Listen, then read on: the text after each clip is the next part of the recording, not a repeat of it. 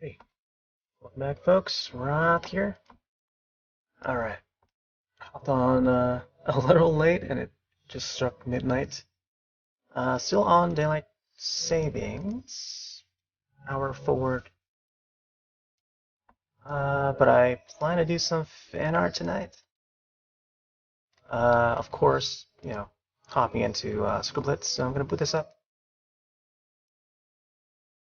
Today is March, at least it was March 16th. Now it's March 17th. It is the launch of Tunic, indie game from Finji, which I did get to play in 2019 when they brought it to PAX East. I have video footage of that. And I wanted to maybe do some fan art, so possibly do some fan art tonight. I'll load down the tunes in Scribble. Meanwhile, I'm going to play the soundtrack from Tunic. You can find the soundtrack over on Bandcamp and or Steam. Actually, let me get the Steam client in view, if I can. This is the Steam client. I'm actually going to go to the Tunic Steam page. There it is. This is how the game looks. It's sort of like a top-down Zelda-like, very Zelda-inspired. The Legend of Zelda.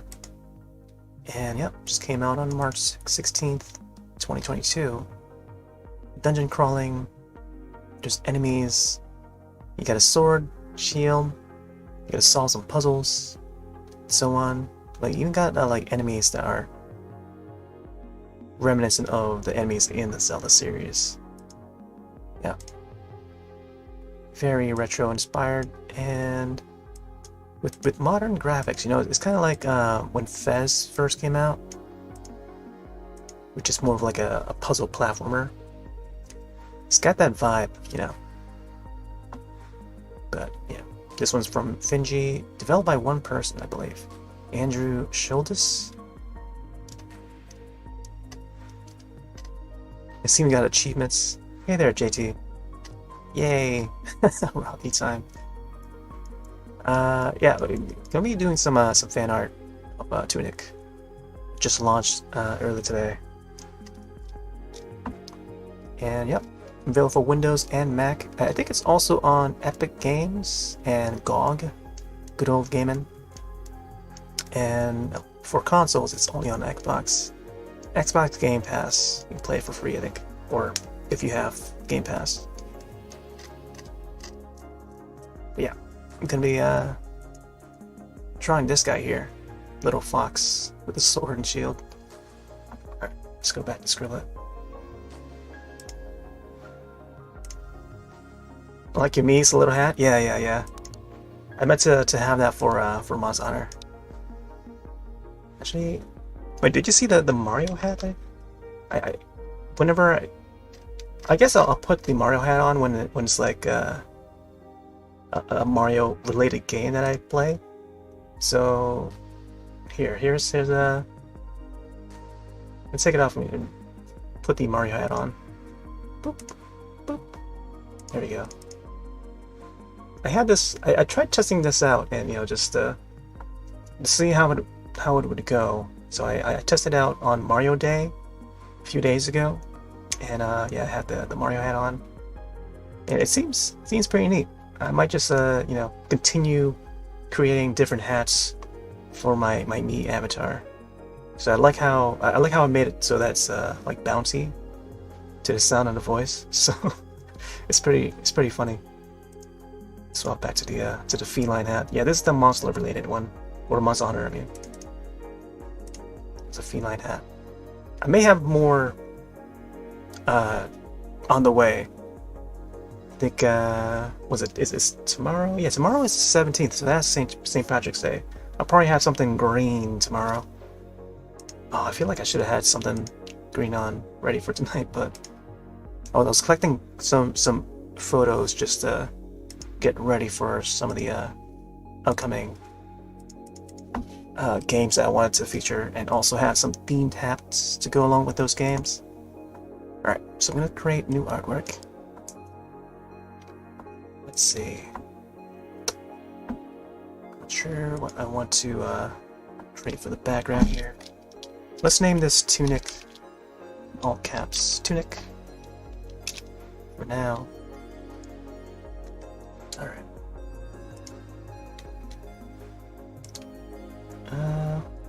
I also have inputs for the mouse, you can see on the side. It's hard to see unless you have like maximize, but I want to make sure that it's not transparent,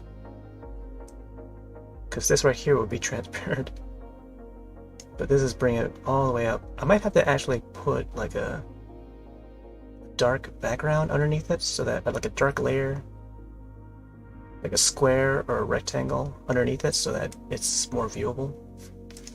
But I think this is fine. Yeah, you can still see the clicks. All right. Also, by the way, the soundtrack we're listening to today is the Tunic soundtrack, which I find very relaxing. All right, send a wave in the chat here. All right, let's start with maybe I'll do like some basic ground. Let's head to advance here.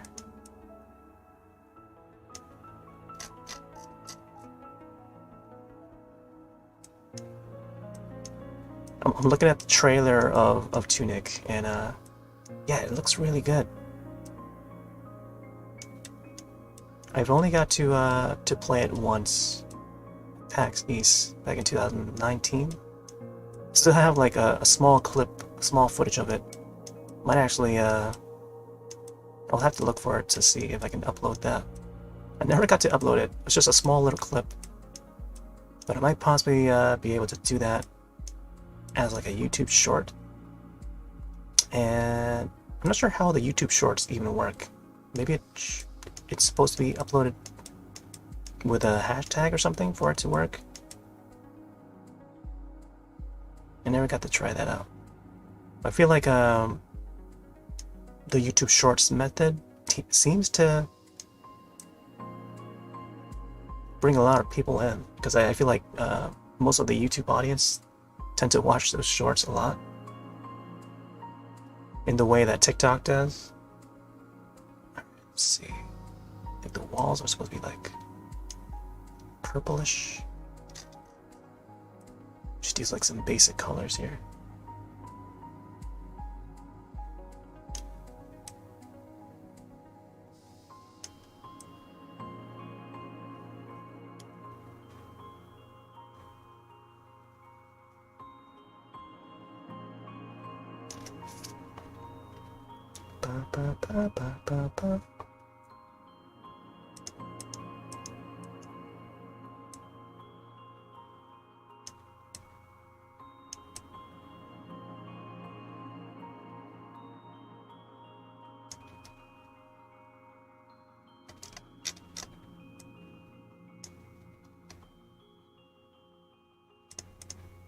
Some varying colors of purple.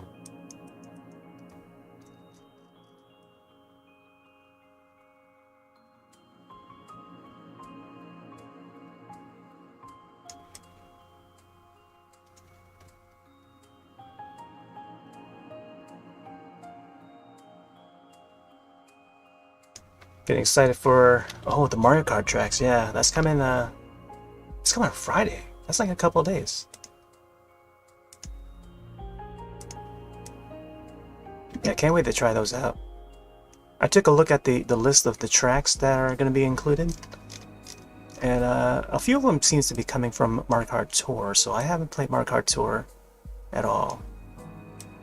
I'm curious to see how those tracks are like. I know the graphics probably won't be up to par with you know, Mario Kart Deluxe, or 8 Deluxe, I mean. But I hope the playstyle is fine, because from what I know so far of Mario Kart Tour, it seems that the controls are very simplified, like one button presses and swipes. But as long as the maps and courses are aligned with the game, like 8 Deluxe style or typical Mario Kart fashion, like I'd be down. Even no matter how simplified the graphics look, I think as long as we get new tracks, they work fine. I'll be on for it. Actually, I was on Mario Kart earlier today.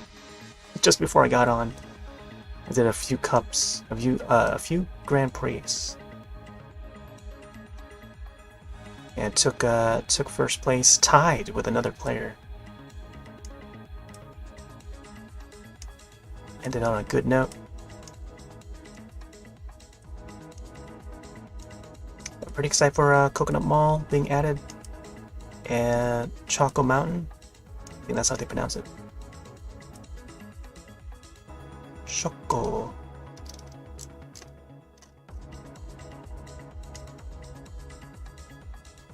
Let's see, let's get a darker green.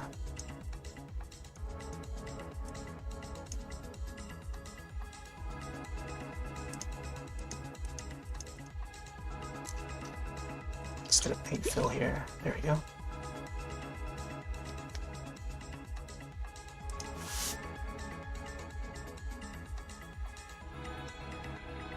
Should probably add some browns. Oh, just needs to be a darker brown. There we go.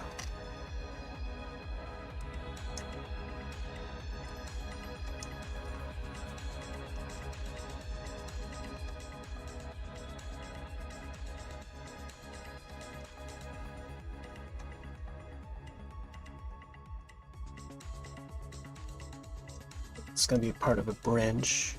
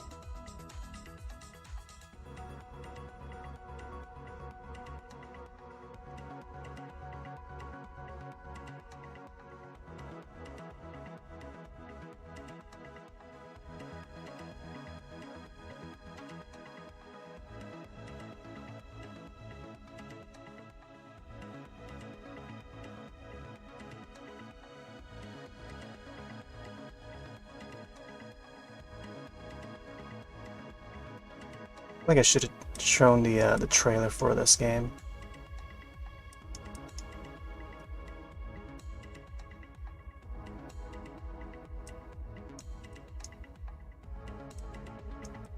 I think the soundtrack might also be on the Steam page.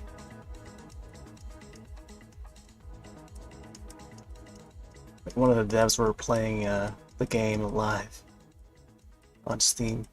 I think also on Twitch. Although I didn't see their page go live though.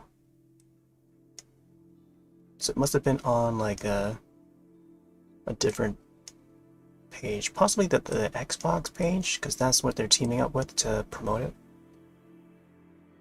And from what I heard, that Tunic was apparently funded by Microsoft to be developed. That's probably one of the reasons why it's exclusive to Xbox on console.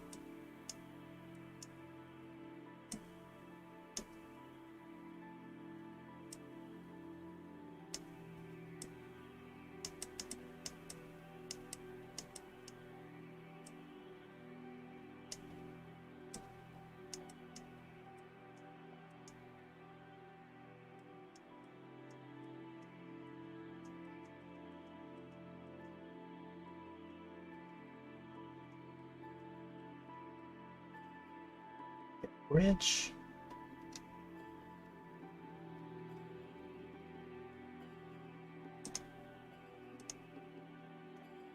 Hey there, Queen High Frog. Getting some fan arts in.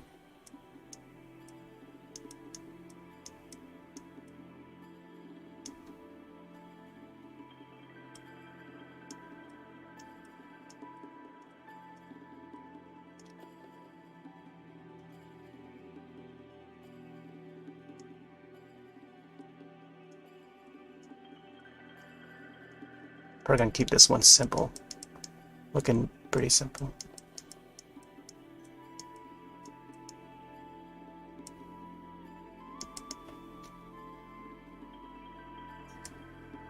Should probably make this rope a little bit more thick.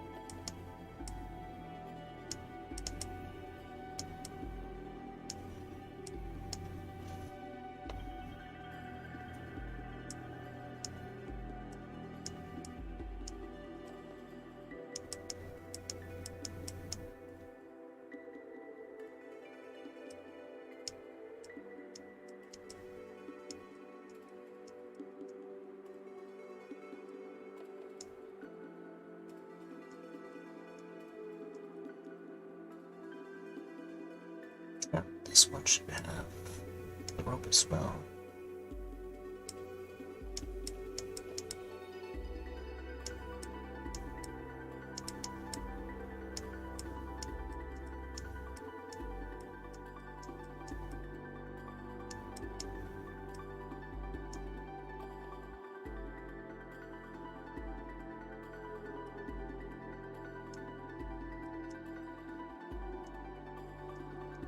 Man, it almost sounds like Donkey Kong Country for some reason. It's got like that Donkey Kong, David Wise sort of vibe.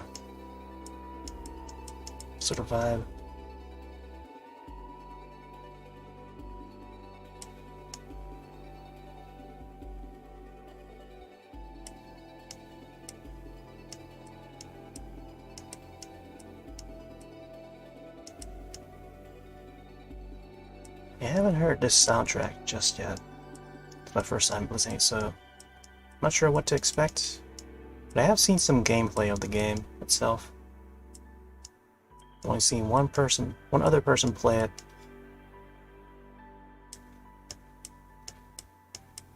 It seems like a nice Zelda-like. Pretty decent Zelda-like. With lots of secrets too. And any retro games player would know. So a lot of the old games would have secrets behind the waterfalls, and this game definitely has that.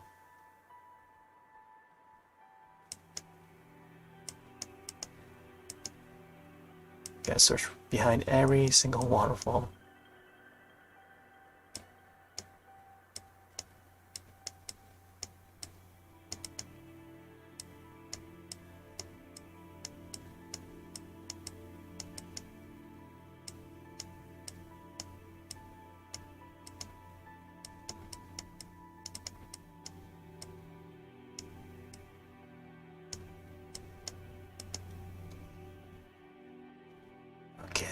Let's see.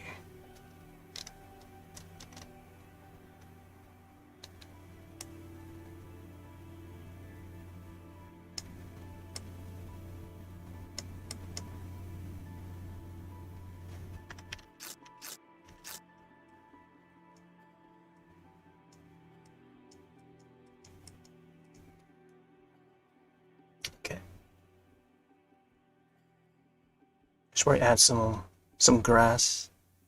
The grass in Tunic is very polygonal. Like not as polygonal as like Minecraft, but it's got like spikes. They pretty much just like spikes, except green spikes.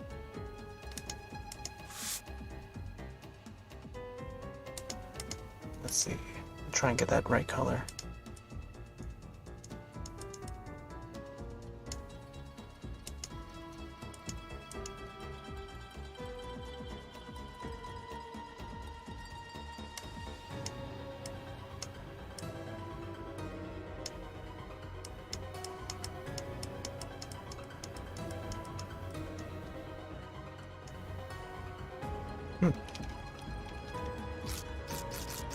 Should probably make it so that it appears over here. Actually, I think this is fine.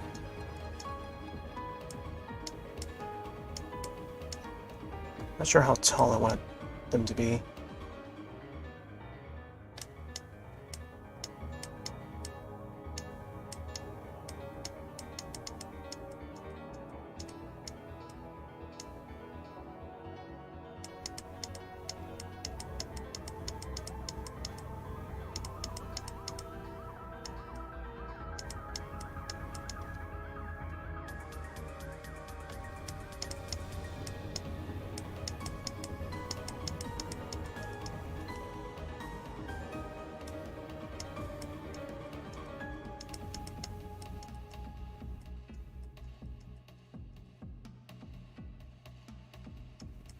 Should probably have a rock there too.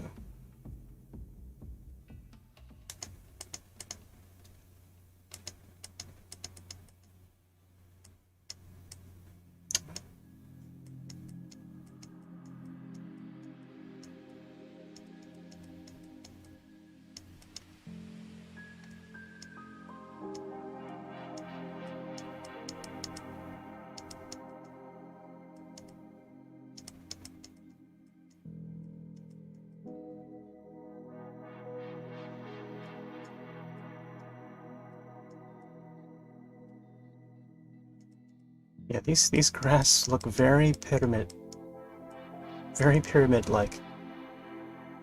Polygonal.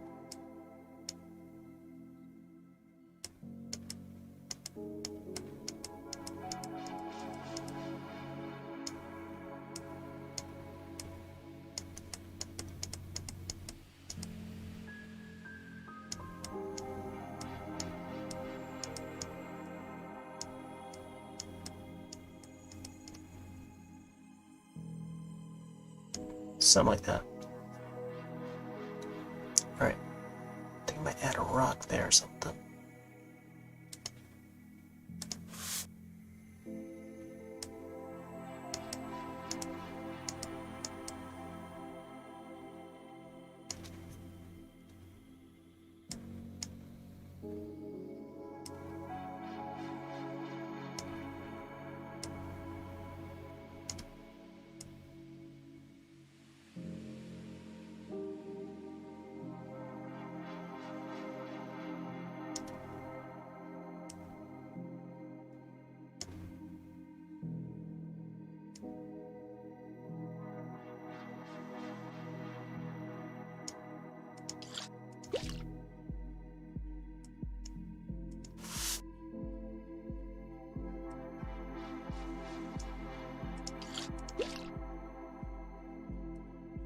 Let's get a little darker. There we go. So it's the same color as before.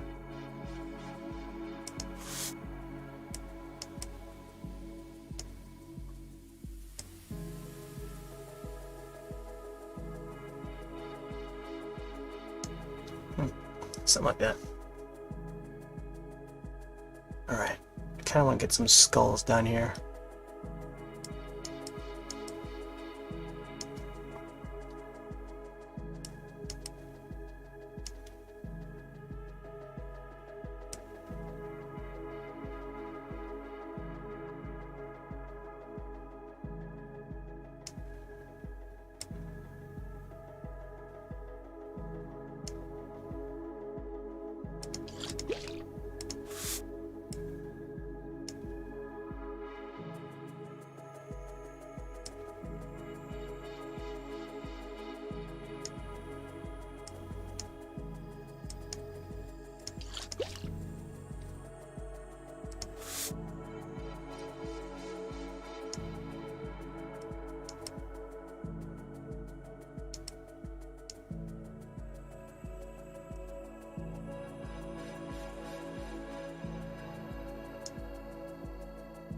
Not sure what these are skulls of.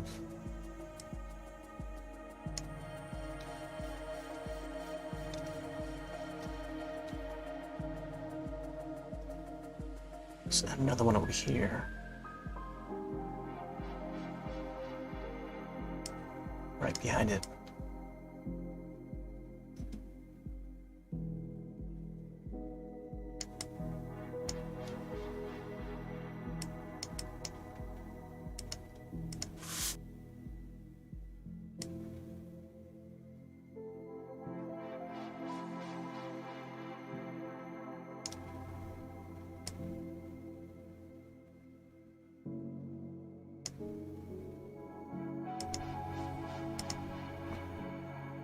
Should probably make a slightly different color than the one in front of it.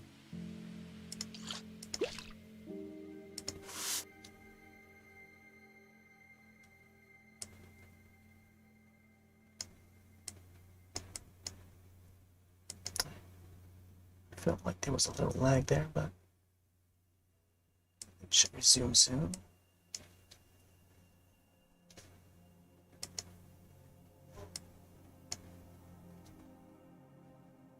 Okay, let's get some darker colors.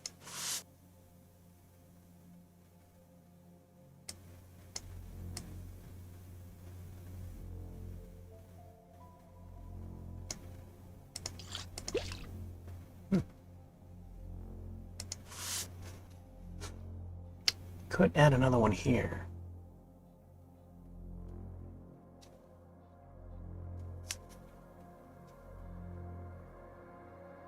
Yeah, I should probably add another one here.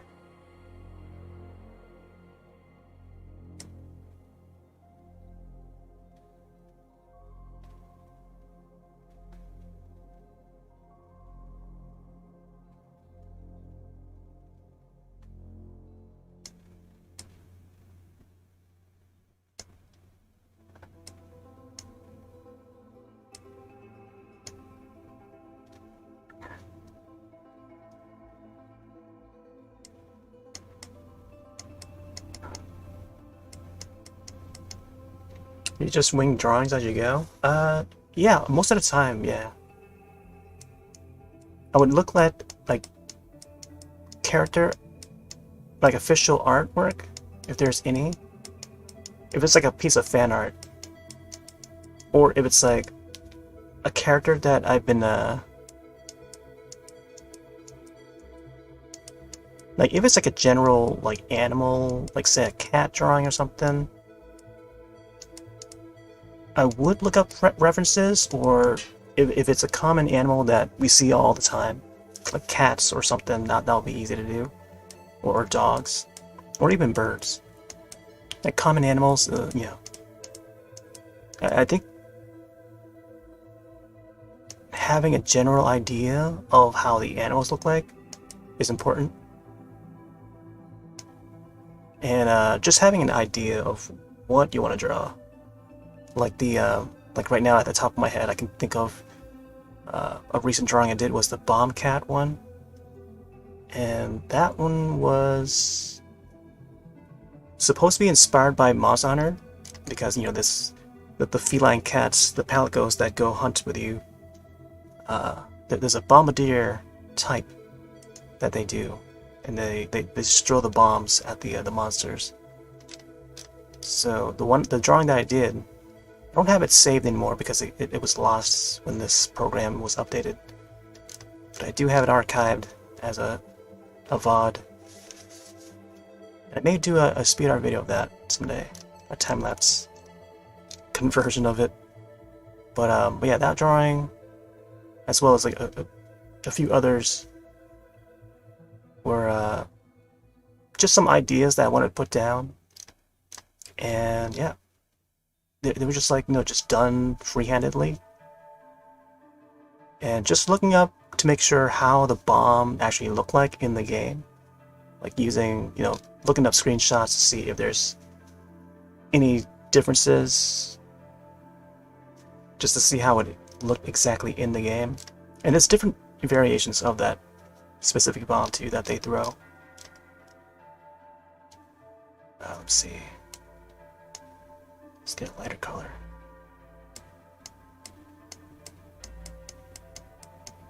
But yeah, when it's like fan art, like Tunic here, I kind of want to make sure the characters look exactly like, or somewhat like, you know, it's identifiable that it's a Tunic character, you know? And this is basically just the main character. And I want to make the environment look like it's, you know, the actual game and stuff.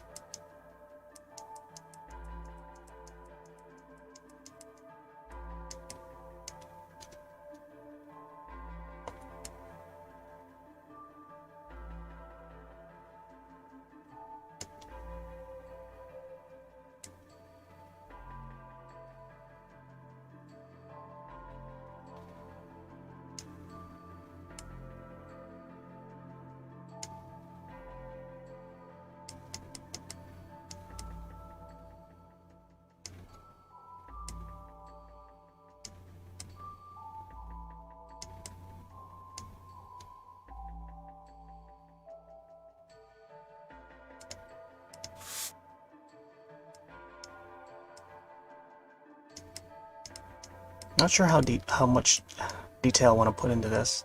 I'll probably just keep it simple because the game itself looks pretty simple.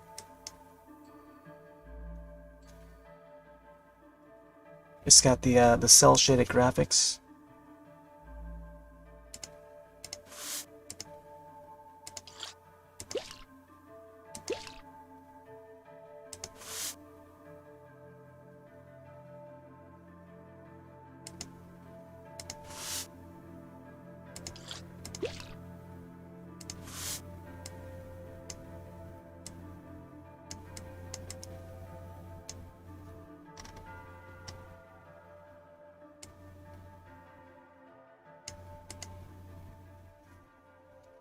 Would we get the first shell-shaded adventure game? Probably. I think at that time when Wind Waker first came out, there weren't that many other games that had the cell-shaded graphics. I think I do recall one racing game that had some cell-shaded graphics. I forgot what it's even called. Yeah, and then there was Jet Set, the Jet Set game. That's more like an action, almost sim game. Oh shit, I should probably also save this.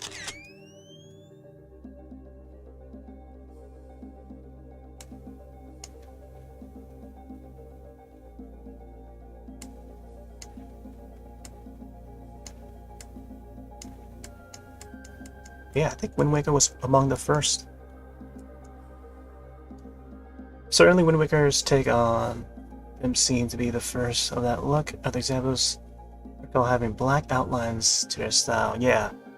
Okami on the PS2 was the other one. I think that one came out a little after though. Yeah, there's definitely a few that has that black outline around them. It's like lined art. And wasn't there like 13 was another one? 13 was the Ubisoft first-person shooter. I forgot whether or not that had like a black outline around it. It definitely had like a more comic book style to it. I remember that one was like a precursor to like Red Steel. I recall playing that in both multiplayer and single player. And man, I still couldn't get past that sniper. I got stuck on that sniper for so long, and I just never got back to it. It's one of the missions you had to sneak around like James Bond, and yeah, I couldn't get past that sniper. I always get sniped when I try to streak.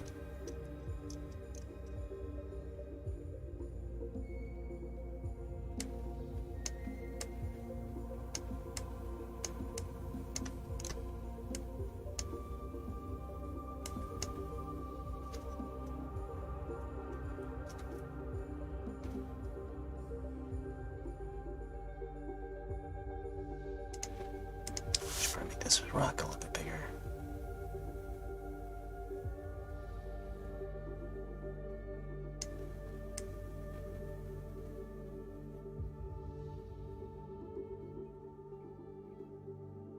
Trying to think of some others from that era.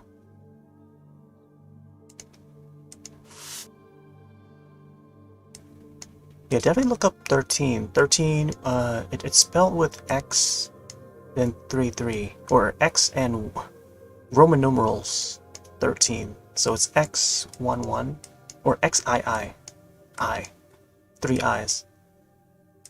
There was a live-action miniseries TV show that that was produced some years after, starring Val Kilmer.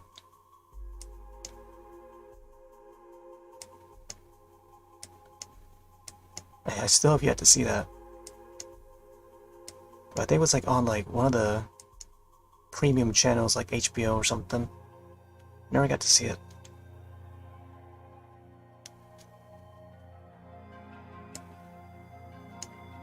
Oh, it's got some little flowers here. Add some flowers.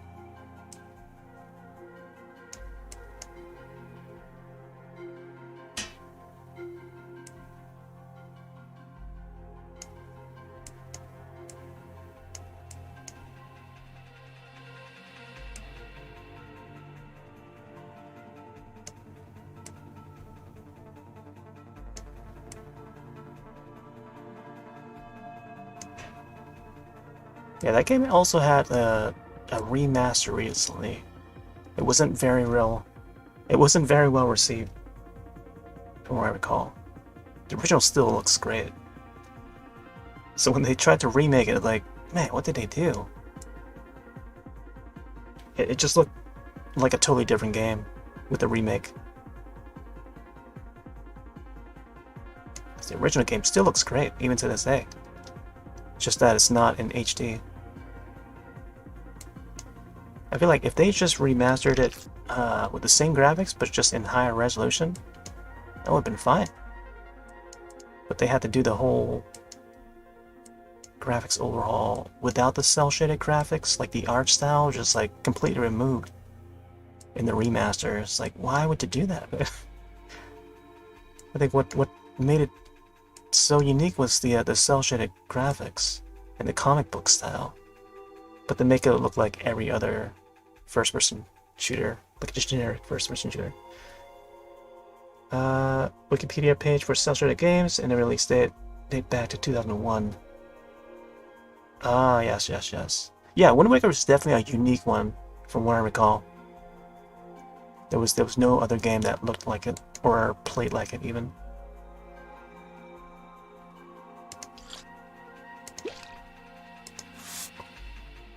But yeah, there were some other ones that came around afterwards, though. Let's see. Not sure if I want to add anything else. Probably some more grass down here.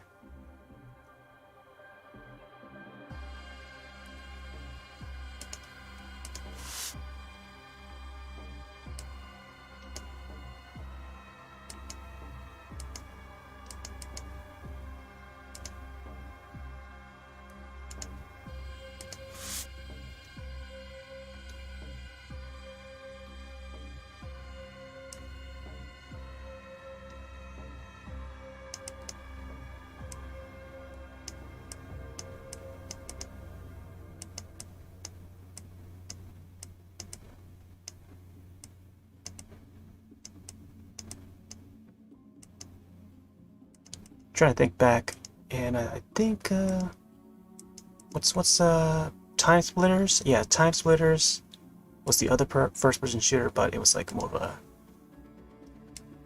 I think it was built on Unreal Engine, if I recall, like Unreal 3. That was more of like a Twitch shooter though, but it had a. I think it's what. The goofy vibe of it was what made me think that's like a more toony. And it was pretty comical. It's got the monkey and all.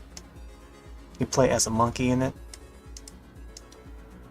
That was a fun series, but sadly, that team got split up.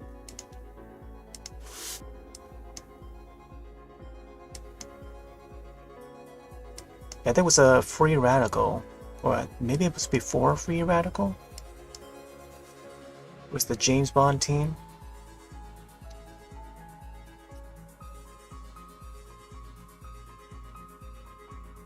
Alright, I got some flowers. I should put one right here or something. Next to the skulls. I was thinking to do maybe some Month's Honor for tomorrow. I mean, since it's a Thursday after all, and it's also St. Patrick's Day. And I was looking to maybe hunt some green monsters. So there's definitely some green variants. And yeah, it just lands on a Thursday, so that was perfect. Or it would be perfect to hunt some green monsters tomorrow.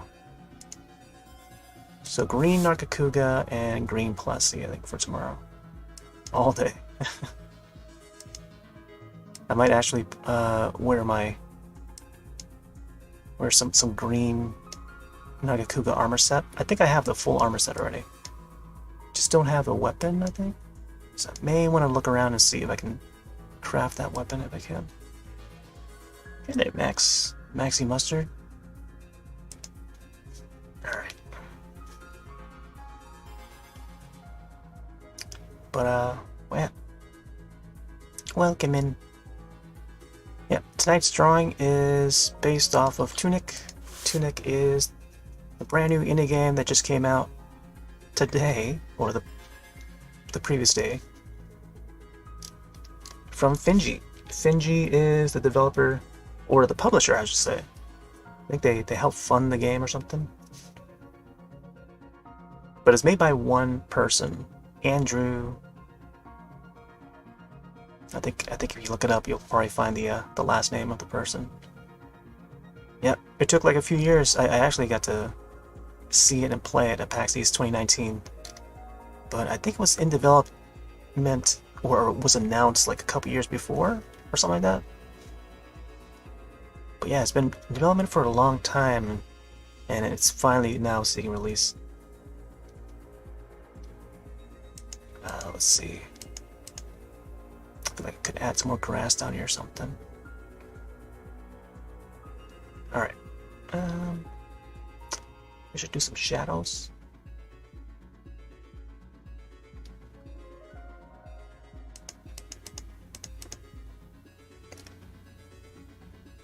Oh, thanks. I played a little bit, 81 minutes. Oh, nice. I want to play it. I'll tell you that. I want to play it. I think the only place I can have access to playing Tunic is on Steam or Epic Games. I realize it's on multiple services on the PC. I think it might also be on Xbox for Windows. Not sure.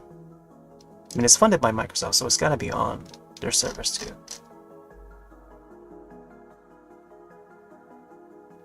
Hey there, Killicam. Raid? Hold on, I gotta open up Trovo chat, or the Trovo page, just to see how raids even look like. So I've never had to... Whenever someone raids over on Trovo, I never get to see how it happens, see how it looks. Let me open a page now so I can see how it looks. Oh wow. So how come Trovo has this thing where it tells us, there's a pop-up that says that, oh yeah, I gotta send out a message or notifications to the followers. Like, why doesn't it do that automatically? Like, that's what I don't get with Trovo.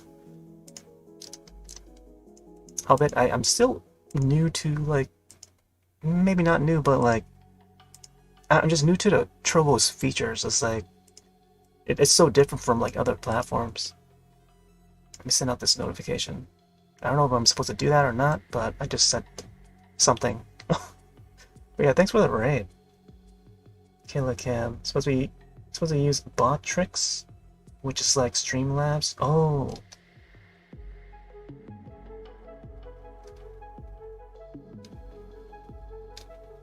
Yeah, it's in Game Pass too. Oh, thanks for the follow there. Oh, yeah. Yeah, I'm over on Twitch as well. Twitch, YouTube, Trovo, DLive, all the places. Even Twitter. Twitter's the latest addition. You get one notif to send every 4 hours to. Oh wow. Every 4 hours? Why do they do that? I think that's my ongoing question for Trovo. Is why. Oh, thanks for the hype there. See, I don't normally get to see these stickers. I tend to miss out on all these stickers that people tend to put in.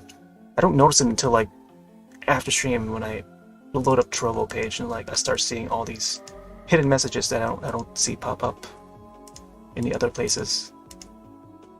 I usually just have my Twitch dashboard open and that's pretty much it. Let me see if I can get a pop-up chat for Trovo so I can keep tabs on it. I don't want to open too many tabs or it'll just like freeze everything.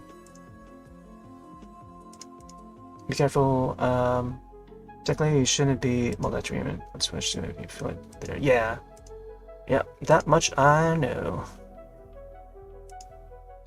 Which is why I tend to refrain from you know, choosing to go affiliate over on Twitch because they don't allow that. But yeah, every platform has their own policies, and yeah, it's tough like to keep track on it. But I think it's pretty simplified though. I mean,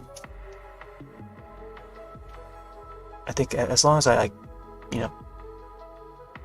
as long as I'm not affiliate, I should be fine to either of the platforms. It's the feel of freedom, I feel. Like, to be free from all, like, detached from all strings, you know? No strings attached to any platform. Just want to be free and open to everyone. Everywhere. All places. Let's see.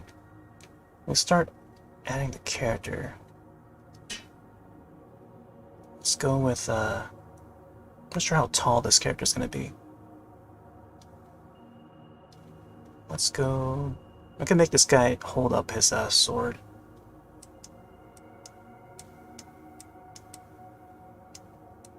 Let's go with this white. I feel like I should go with like a softer white or something.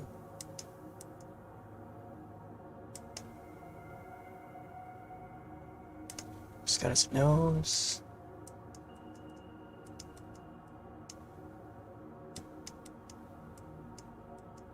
Let's see. Yeah, Restream, yep. That's what I'm using. There was a few other services I used to use like a decade ago. But they became like outdated. Some of those services they still exist, but they're not as like up to date. But with Restream, they continue to add like platforms. And now that they've added like Trovo and stuff, it's really great. I get to stream on more platforms than before. And they just recently added Twitter,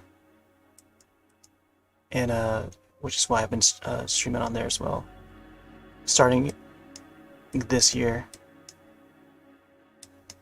Okay, let's get the ear in. I feel like I should give him like some bigger ears or something.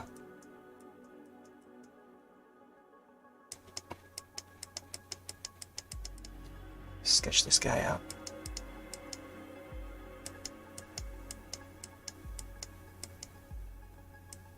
Go and make his hair like a little bit poofy. poofy and swirly.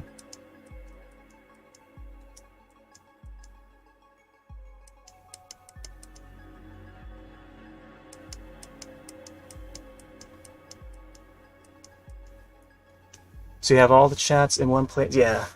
Yeah, Restream, they have, I think they came out with their own like Windows app, like desktop app. I don't have that installed though, but I just use the web version sometimes. And I just recently started re-adding the whatchamacallit,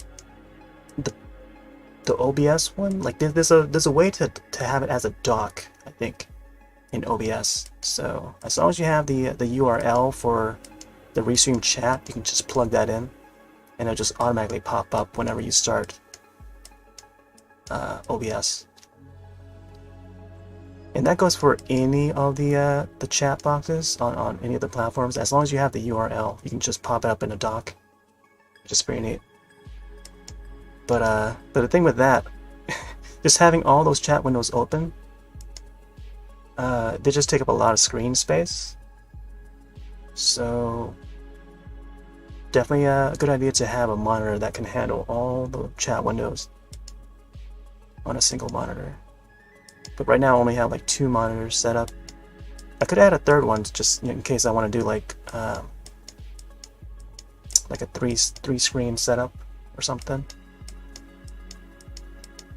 Like if I'm playing a game, I just, especially when it's like a Switch game, I can just switch over to the TV monitor. I mean, to use as a monitor, and then the computer monitors as, you know, everything else for the stream stuff.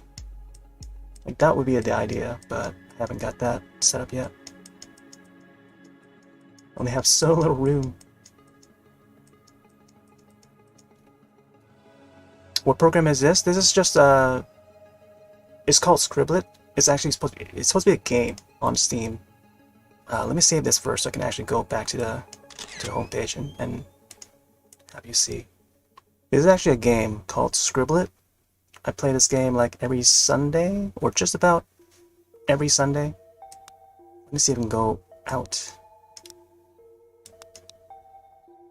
It's an online Pictionary game, and you pretty much just have to guess the word and stuff while every person draws. They take turns drawing in this mode here. This mode, everyone draws at the same time, and then the drawings come up, and then you have to guess what that drawing is, or what the term is, the prompt. But they also have a free draw mode. This is just the built-in drawing mode, so I'm just using this pretty much as like an art program or a drawing program. No one else does this, at least from what I know from the community. Well, within the Scribble community, there's a few people that use it as an art program, but generally you don't see many people use this. So it's like, yeah, try to keep it like a unique way to draw. So yeah, free draw mode, and then you can actually pop up like old drawings that you've already done, or, you know, ones that you've been working on. Save this image 3 times so far. But yeah, it's like, you know, just little doodles here and there when I'm playing the game. Yeah. That's what I did previously. There's a Chocobo GP, the kart racer game from Square Enix. I think it's the follow-up to Chocobo Racing, PS1. Yeah, I've done a few drawings on here. Pink Rathian, Monster Hunter. But yeah, they haven't saved every single drawing. There's a limit of like 100, I think. But yeah, let's go back to this one here. Yeah. It's very limited, as you can see. For the minimum amount of tools, there's only one single layer. If there's multiple layers, that would be totally awesome, but it's only a single layer here, so. Oh. Just gonna find that white again. Yeah, it's very Just gotta work with what we have. Trovo, YouTube, Twitter, Camera Go is affiliate, I think, yeah.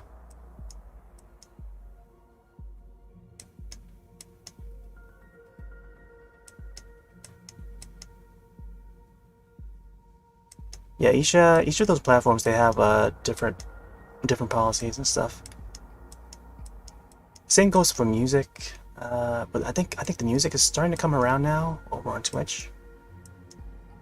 YouTube is like a whole different story. Like some of the pieces of music will get claimed in an instant when you start to play them. And I read recently that some of the Square Enix games, like they're not very friendly with the games that we try to stream. Like some of the games that we try to stream, like they don't allow you to show like the ending for Final Fantasy 6, or like some of these older games that have been remastered. So namely the pixel remastered games. The remakes of Final Fantasy 4, Final Fantasy 5, 6, whatever. They don't want you to show the ending for that, even though they're like decades old. Like we already know the ending, or some of us know the ending already, but they still don't want us to show it on stream. And when we do, you gotta mark it as like spoiler and whatnot. So yeah, it's different companies, they operate differently. You just gotta abide by the rules. Alright, let's see. I'm not sure if I want to keep it like this color, but I'll definitely have to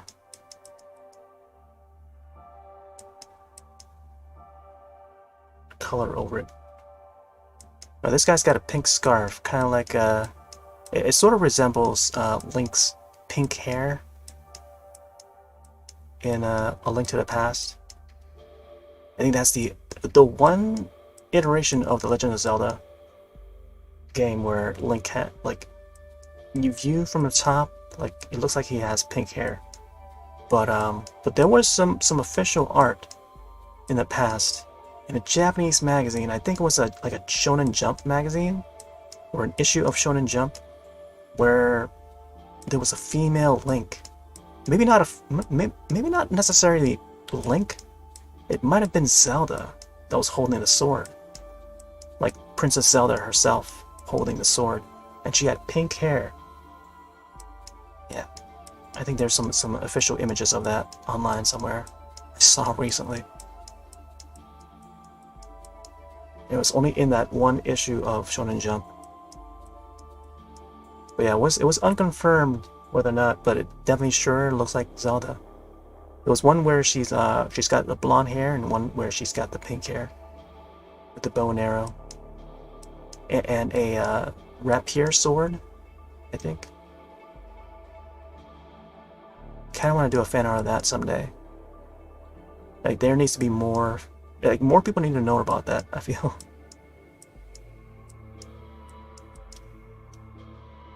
Oh, this guy has a shield.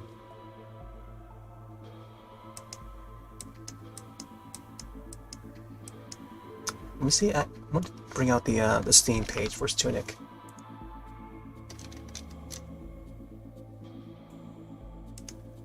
Yep. So here's the Steam page. Let me see if I can bring it up for me. Huh. Steam. There it is. Alright. Okay. I want to make sure that's in view. So this is the game. This is Tunic. And let's see if the screenshot pops up or not. Oh, nice, it does. This is pretty much here the Triforce of the game. I guess you gotta collect these jewels or stones, or what are these called? There's a red one, green one, and blue one. Get them together, kind of like the Triforce pieces. Oh yeah, look how pretty this looks. The clouds, that's sky high right there. It's got that isometric view, very similar to Fez I don't know if people remember Fez. I think that came out like 2014 or somewhere around there. These clouds that look very puffy and dreamy. I want to try and get a closer view of his shield. He seems to have a cross on it. Very oh, there it is. I can see the official art. Okay, so it's like, okay, I see the shape of it. All right. Yeah, I just wanted to see that so I can make sure how the shield looks like. All right, back to this.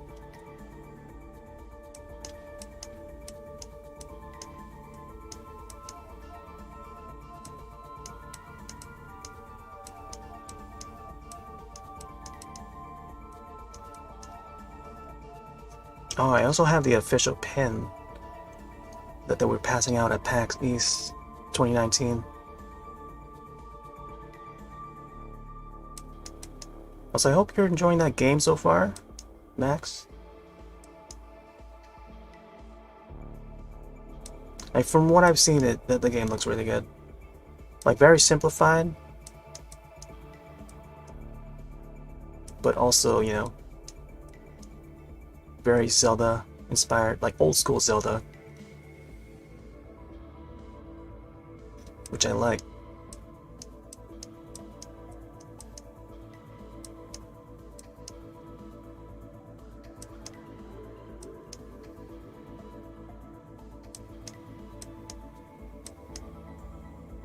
Yeah, kind of looks like a cross.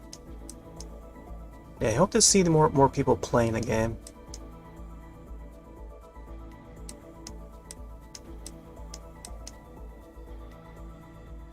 It's got, looks like that has a gem or some sort at the top here. Okay.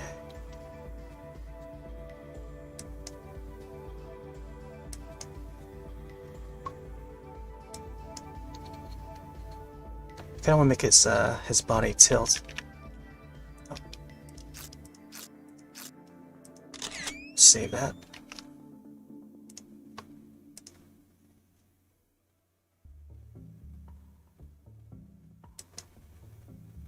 Let's get his arm up.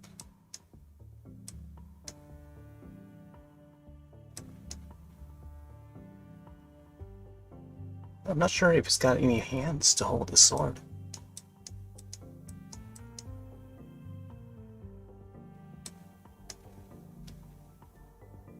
Ba-da-ba-ba.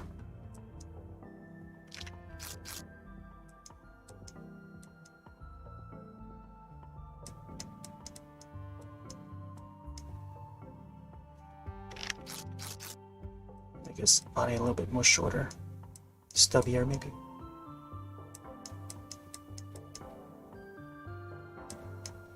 He's also got a lantern by his waist.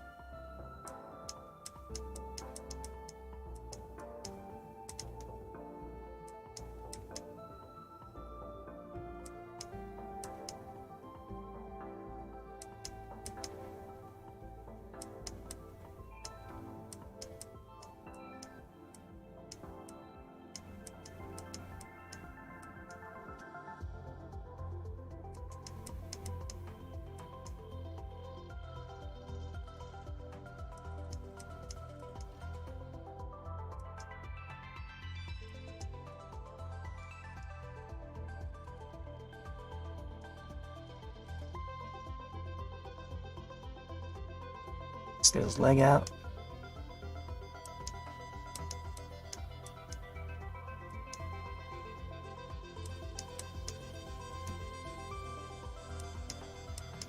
He's standing on one leg. He's more like hopping up though. Probably have a shadow underneath him. Short, stubby legs.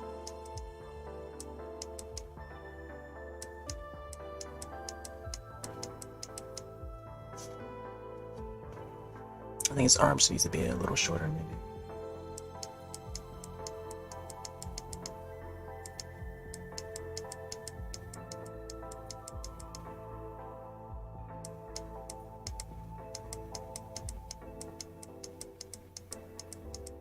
He almost looks like an Animal Crossing character. Except the foxes or wolves in Animal Crossing, they seem to look more mean than they do like more, you know, cutesy. At least for the most of the ones that I've saw or seen so far, but I think it's just it has to do with their eyes. There needs to be more variations in the those type of villagers. Alright, let's see. I'm gonna do the sword.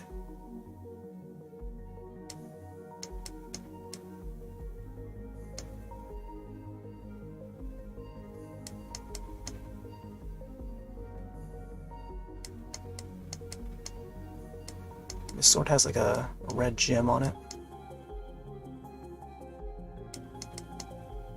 It should be like a small red gem.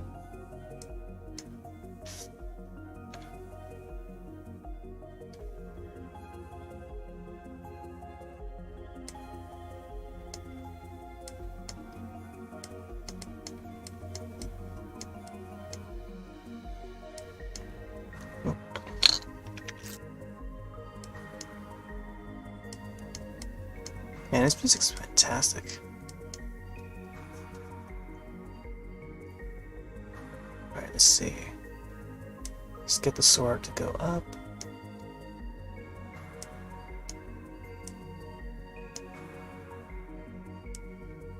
Boom, there we go. Got the blade.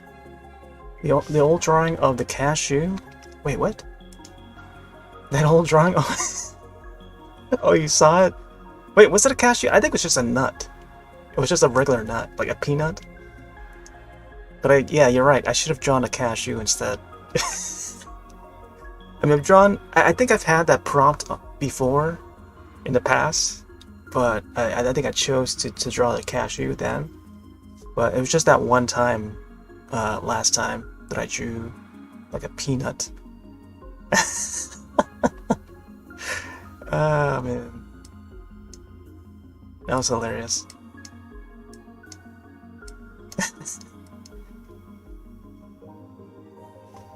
Oh, you were behind on the stream, okay. Yeah, that was like a moment ago. That was like at least like 2 minutes ago. Yeah, so for YouTube, I'm not sure if you're familiar. I mean, I feel like you should be. But yeah, there's a button, there's like a live button, you can just press that and then it'll just resume. It's kind of like the live button on some of the cable networks, like Xfinity or Comcast. Like the remotes, the first party remotes that they send to you if you have their cable box or whatever. Like there's a live button for that TV if you're watching like live TV and stuff. Alright, let me see if I can get this part.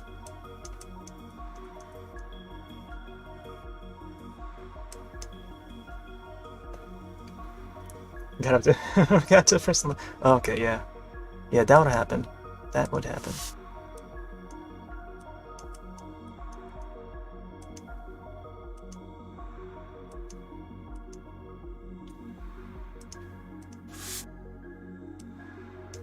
So it must have paused on the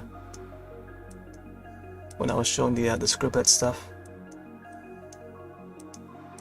I should have started with that to see what I previously draw or drew before I start the new drawing.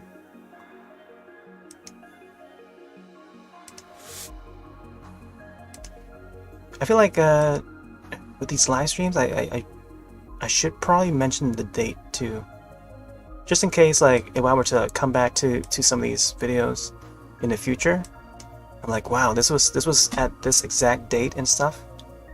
So it's, you know, way back when, and so on. Just to, I mean, maybe to clarify or something. I don't know, for future reference.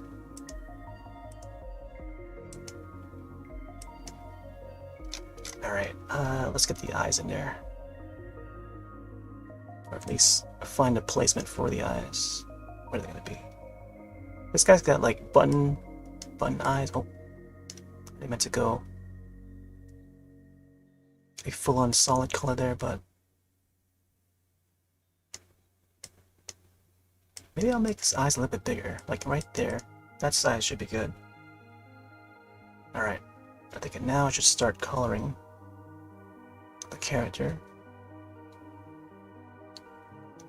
Let's start off with just the plain white for the fur here.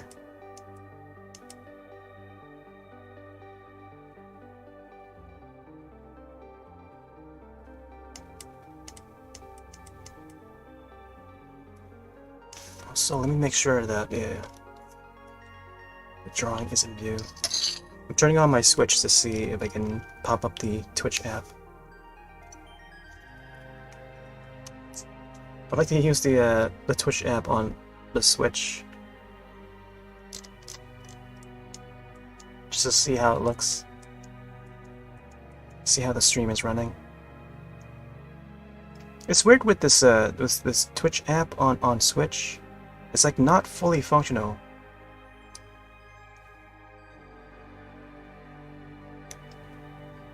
Oh, see, like it says that my channel is not playable on this device at this time. Like, how is that?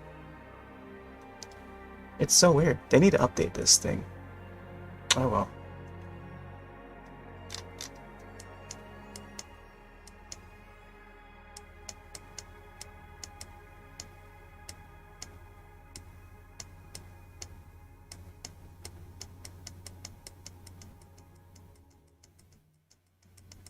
Like, there's like certain channels, I'm not sure what it is that's causes it, but sometimes when I tune in to watch like a live channel, it wouldn't play the video. It just says like, oh yeah, this channel's not playable on the device, when it was before. Sometimes it works, sometimes it doesn't.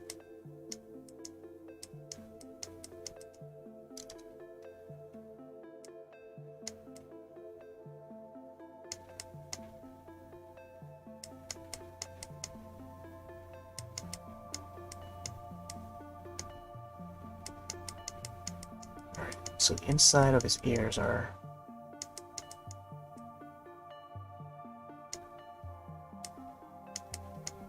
whites.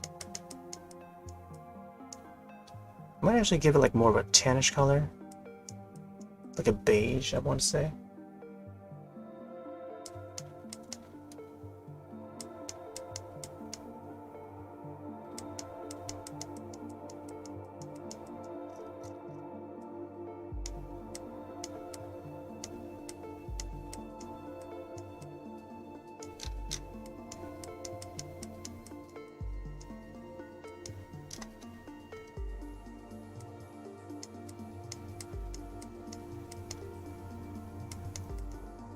Okay. Let's give it that beigey color.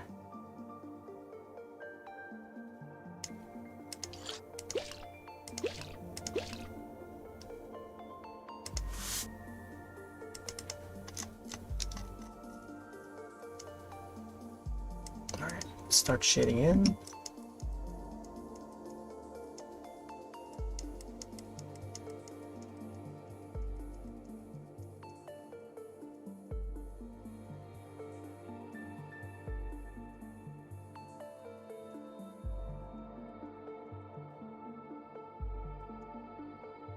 I could give it some split furs, cheeks.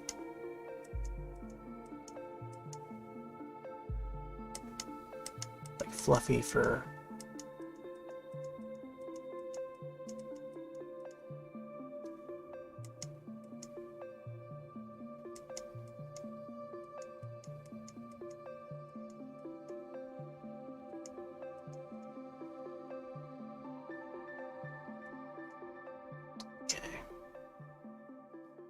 Let's get that orange in. Let's find the right orange.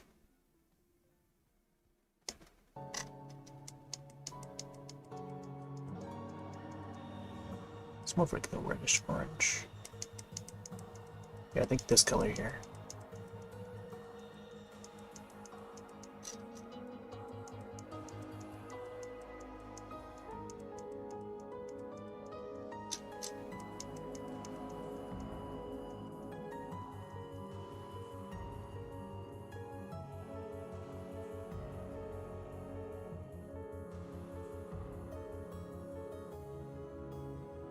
Well, you played Dead by Daylight.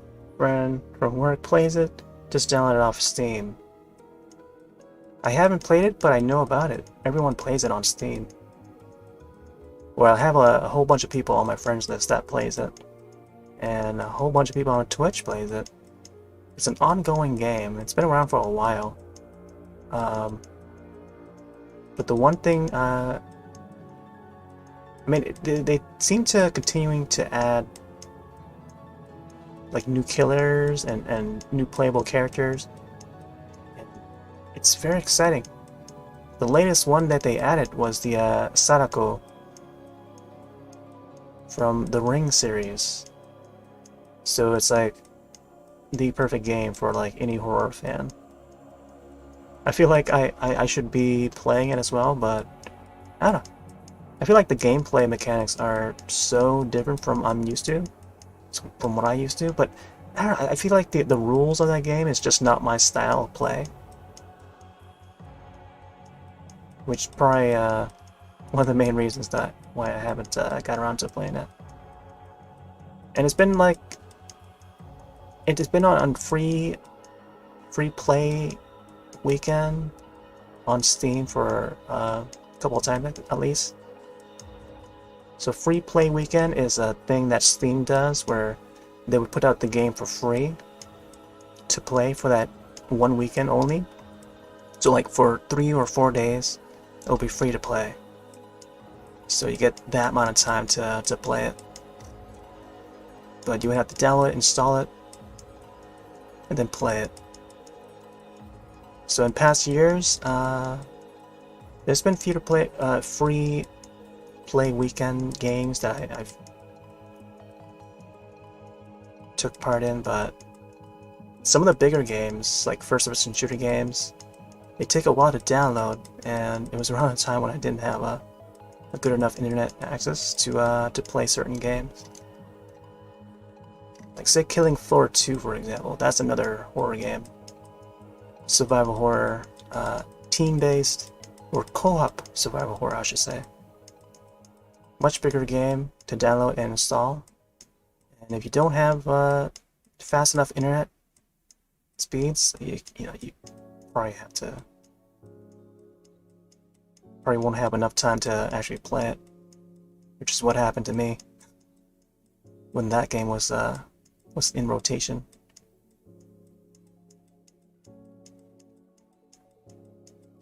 But yeah, they've added some Left 4 Dead characters. Bill was one of the first that they announced many years ago. I remember seeing the trailer for it. I even commented on the trailer on YouTube. And seeing how it connects. It may not be canon to the Left 4 Dead story, but just seeing Bill still alive in a totally different game than Left 4 Dead was just surprising. But then it may not be canon to the story, to the original story, because in Left 4 Dead 2 there's a map called the Sacrifice, and the story in that campaign is that Bill sacrifices himself to save the other survivors at the finale. So you get that little cinematic where Bill, sacrifices himself. He doesn't cross the bridge, and then you hear Zoe crying in the back. It's very cinematic, the way they wrote that story for that campaign. Yeah, and then years later they announced that Bill is gonna appear in Dead by Daylight. It's like, what? Bill is still alive? How did he escape? Like all the Left 4 Dead fans, well, maybe not all, but like I was one of them, where, you know, commenting on that trailer. And stuff like that, like they've got the Left 4 Dead 1 survivors in there. They got, I think they got some of the Left 4 Dead 2 survivors in Dead by Daylight. I'm not sure. I may have seen Ellis or something playable. But yeah, they got Jason, they got Freddy, they got Leatherface, even Jigsaw. I think it's just Billy the puppet or something. It might have been Billy. No, I don't think it's Billy the puppet. It's just Jigsaw with the pig face, and that's your Jigsaw, I think. But they've got some original characters in there. But I feel like they need to push their original character envelope a little more rather than featuring iconic horror characters from like other franchises. But it seems like now that's what it's become. Like survival horror, the game. That's what it's become. But that's cool though. I mean, like they have all these iconic movie characters all in one game, and that's great. Hey there, Ghastly.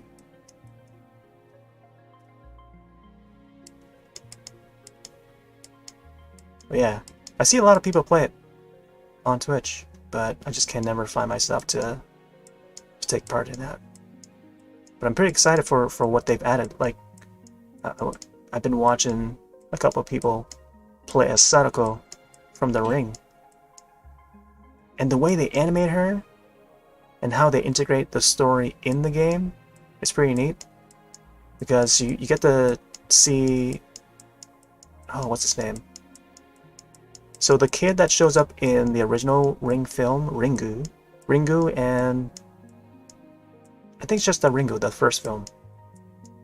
So he becomes an adult in the game in Dead by Daylight. So it's like it becomes canon, not really canon, but like they really integrate the story well into Dead by Daylight.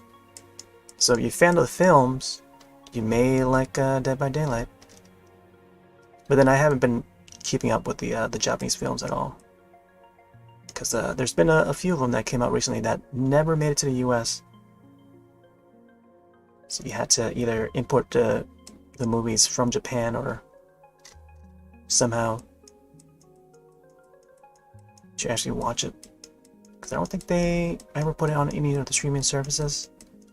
I was hoping they would hit like Shudder someday, but Shudder is the elusive streaming service for all things horror.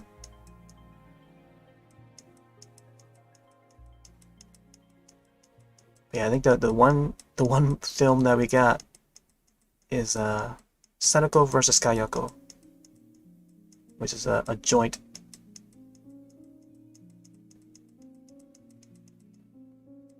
horror event between the two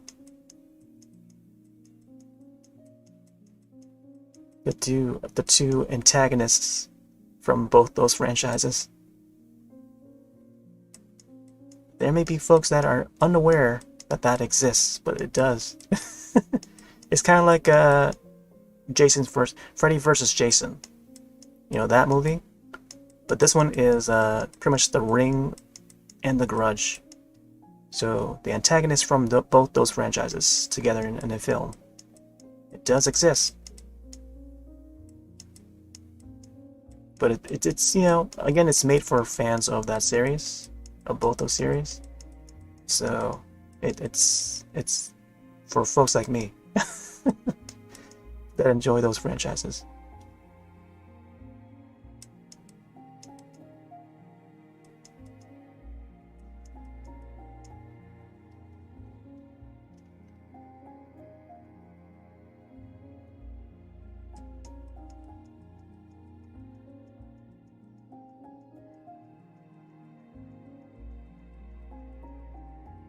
Yeah, we're getting some late night scribbling. Just some fan art of Tunic. Yeah, I'd rather be playing this game, like the Tunic game.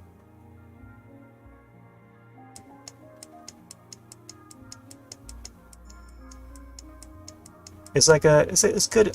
It seems like it would be a good alternative to the Legend of Zelda. Like if folks want to play a Legend of Zelda game, Tunic would be that Zelda-like, the next Zelda-like. Let's go for a brown, more brown color.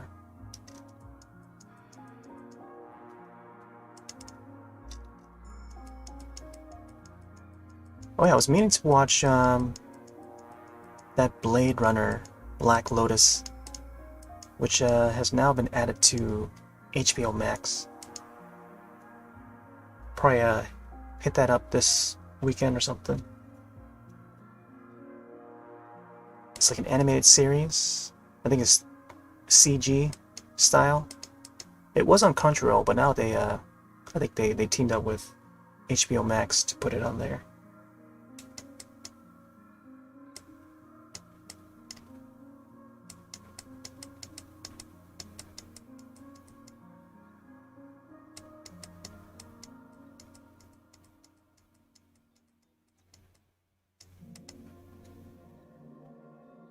Should probably be a darker brown than the wood here.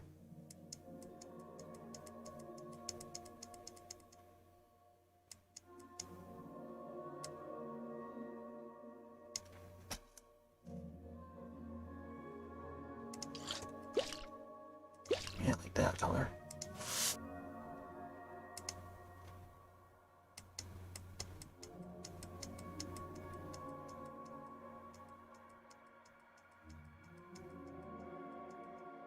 Oh, speaking of which, back to that Dead by Daylight, right? So now that they've added Sadako, the ring girl, so there's an official channel on YouTube, that is all Sadako, and there's an in reality it's like an actress that's playing as Sadako, and she has her own YouTube channel. And she does like silly stuff, and it's like so in Japan she's like more of like a celebrity.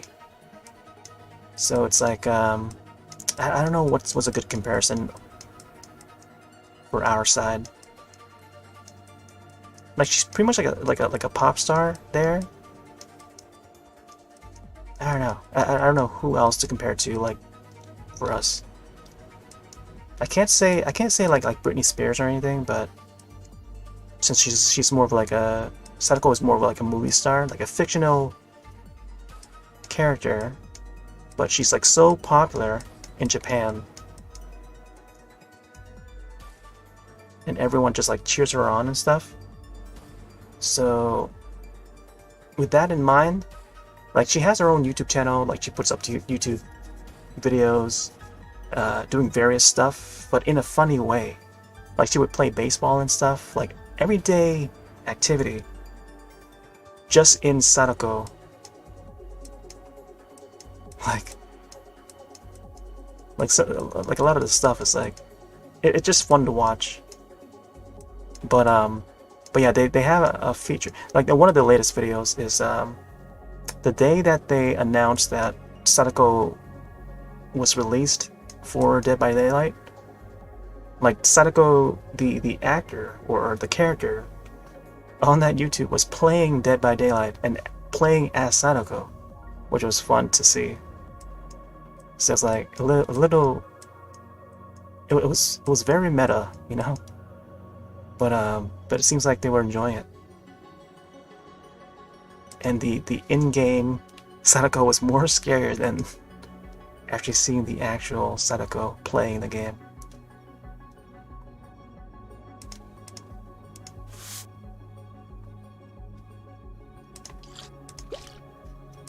Oh no! Wow, orange ground. That's like turning the grass to lava.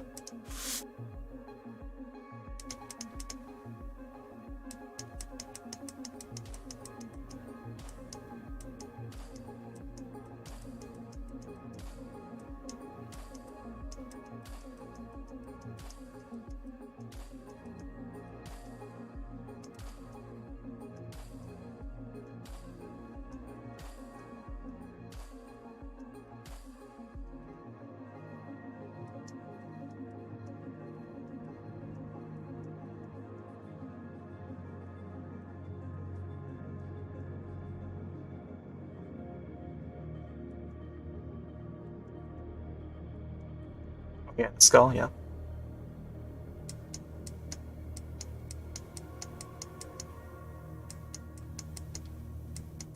I love the skulls. Oh, sometimes in Scribble there will be a skull prompt that will pop up. Sometimes we had skull, sometimes we have skeleton prompt pop up. That will just draw these skulls, and everyone would guess it correctly.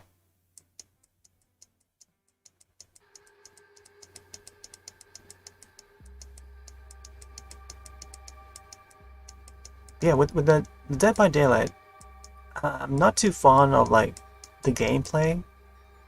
It's pretty much you gotta run around. Like if you're playing as survivor, or I don't know what term they use for the human characters, but you run around trying to escape, and you gotta find these clues, or sometimes it's a different item that you gotta find depending on who the killer is. But when you're, like, say for example, you're playing against Sadako. Sadako would have, I think VHS tapes or something. I think they're VHS tapes. Because, you know, it goes in theme with her story. So it's like a haunted VHS tape. And those VHS tapes would be scattered around that map, and you have to find each one. And then you have the... I think... I don't know if they still have the generators. I think generally it's the generators that you gotta power up or something like that. So you gotta power up each of the generators one by one. Then you gotta open up the door or something like that. And then you gotta escape through the door without getting killed. So if you get caught by the killer, you're done for, you know? And you have a limited amount of time to have your teammates help you escape. So I think that's generally the idea. I might be wrong about that, but I don't know. I feel like that is... that kind of gameplay is like, I don't know.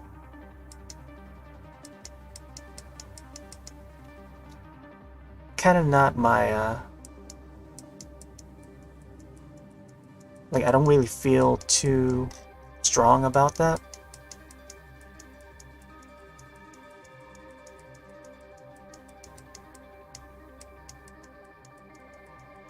But, you know, a game is a game. There were a few others that were similar, that were on their way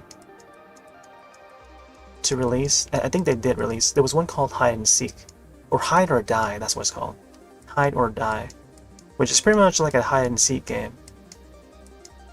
So you just go around. If you're playing as a like survivor,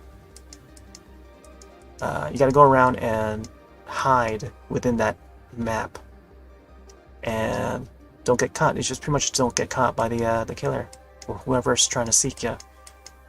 Because if you do, you just die.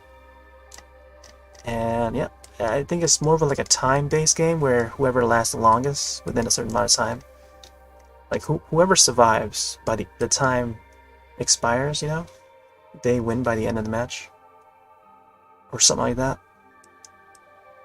So that was another game that came out that didn't really get much coverage, I feel. It just pretty much just released, and then just like, it was pretty much dead on arrival. But it was pretty hyped when it was still a Kickstarter project. But I feel like not many people knew about it.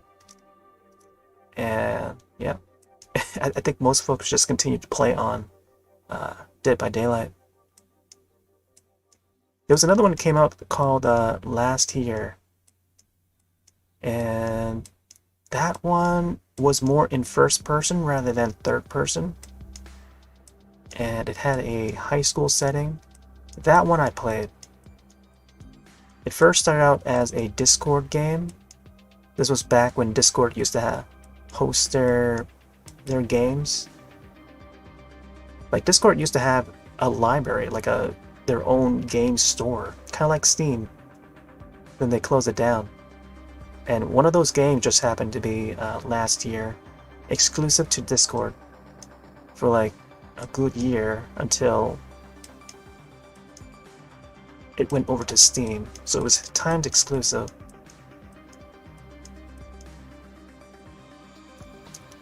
Have a witch who serves me and makes skulls for me, and then I bought skulls, just skeletons I create. Oh, nice. Yeah, if you have any images, feel free to link it. Like if you have like a quick link to like Twitter or something, feel free to link it. Share some art.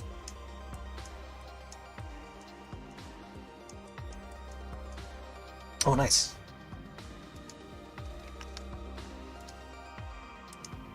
Oh, that's awesome, man. Oh, that's really cool. I dig it.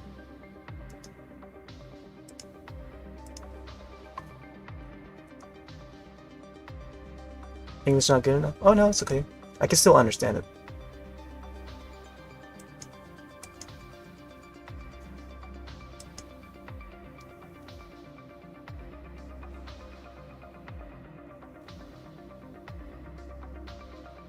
Let's see.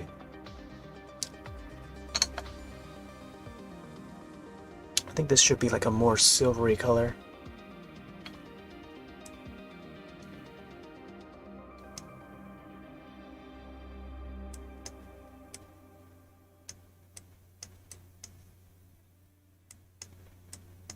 Yeah, I like to view like other folks' art,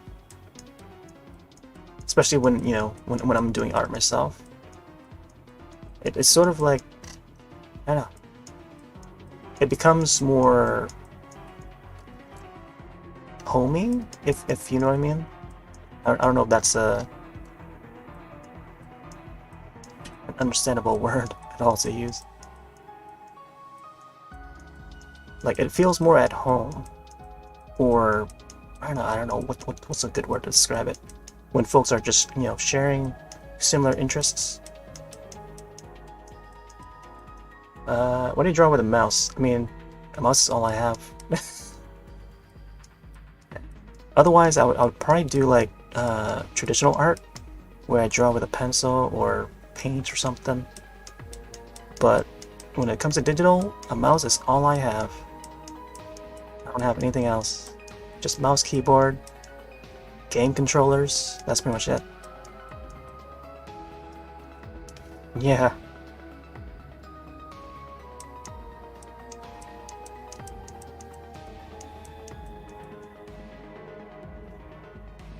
It's a difficult path to take, but it's all I have.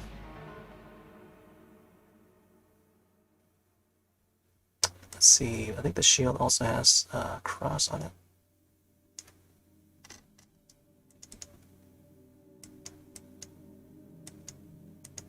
Oh.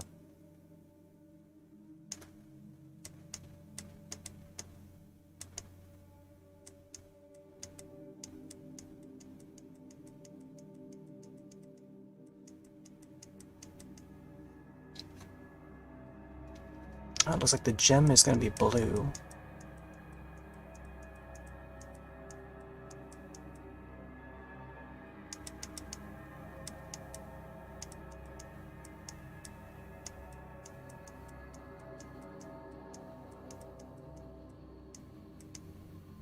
Yeah, unless I'm doing like Inktober or something, that's when I switch to like camera view, where I do traditional ink drawings.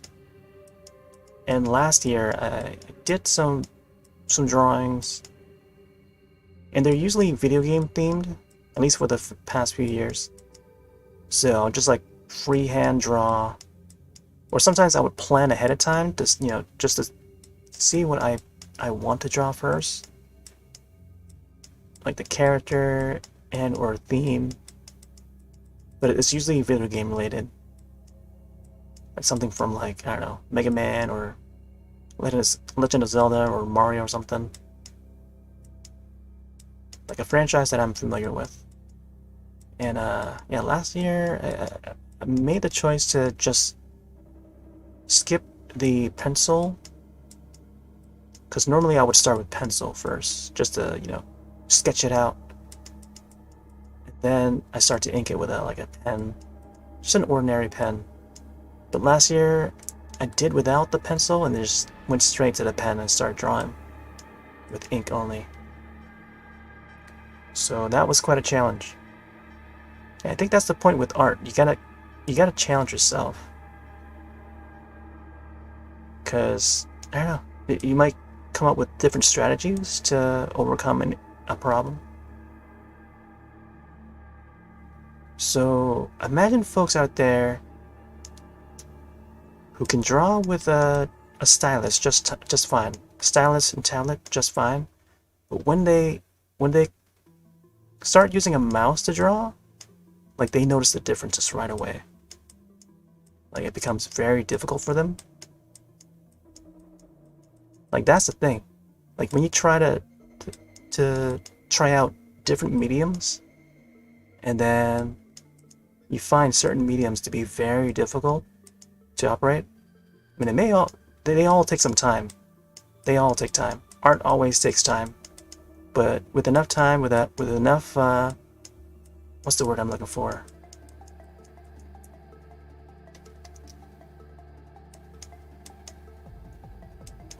With enough obedience? I'm not sure if that's the right word.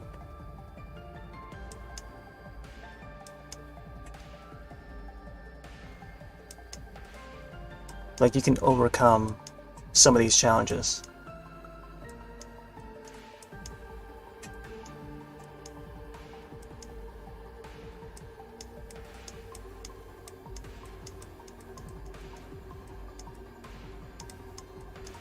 I mean, having a stylus and tablet it just makes things easier and faster. But like, I feel like putting it to like simple, like keeping it simple, like just using a mouse or keyboard, because everyone has access to a mouse and keyboard. So you put it in the simplest like environment. Like it makes everyone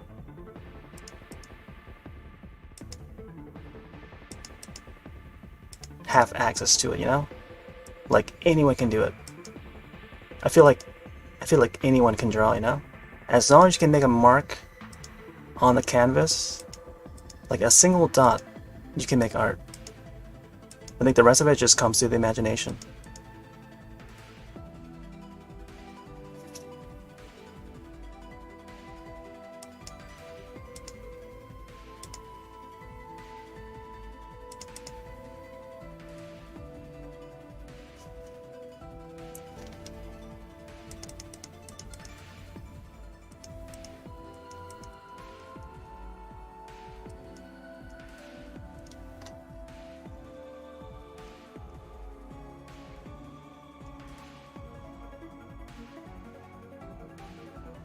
I think there's like a yellow rim around it.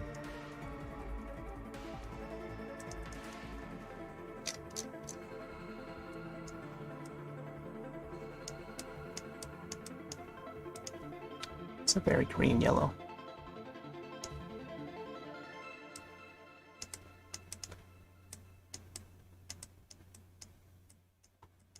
I kind of hope this game does well.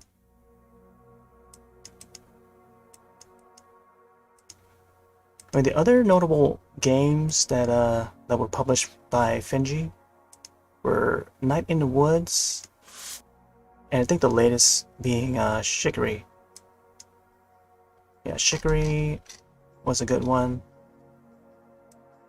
That was more of like you play as a dog that paints the world, and then you get to meet other animal characters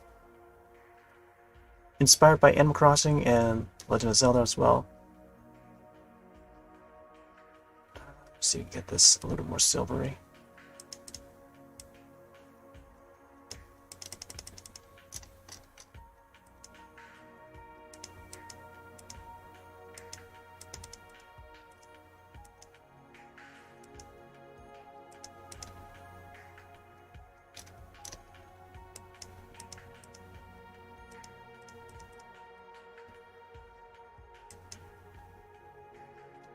There you go.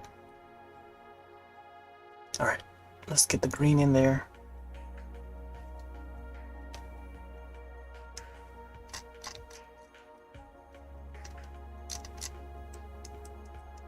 Oh. Oh man, it's gonna be a bright green.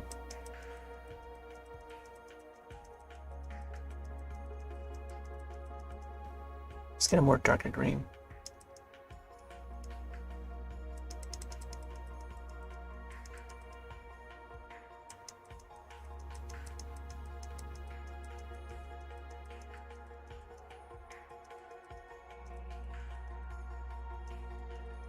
I feel like this drawing could have been done like in 5 minutes, I feel, if I had a tablet and mouse. Oh, versus mouse.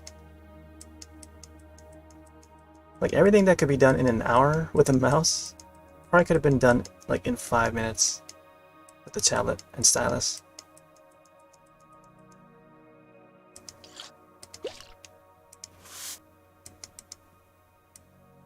That is, you know, if you have the concept in your mind,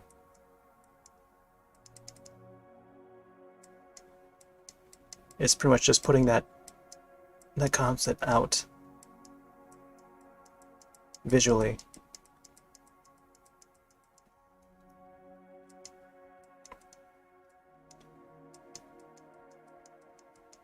Or that idea.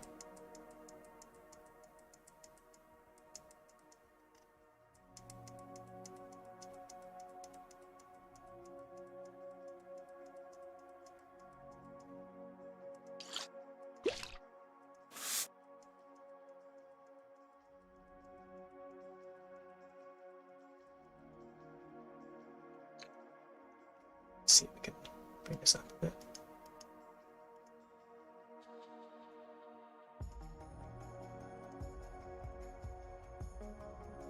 I should start adding some shade to the character.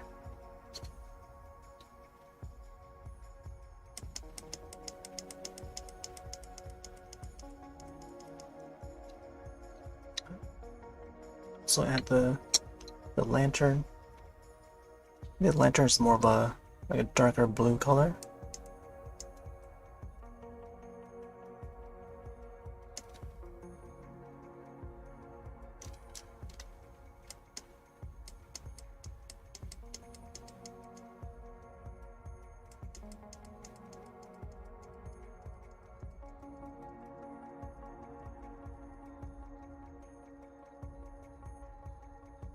Also, another thing that you can't zoom in on this canvas. Like this is one size only. You can only view it in this size. So I guess depending on the monitor size, like, it goes by that.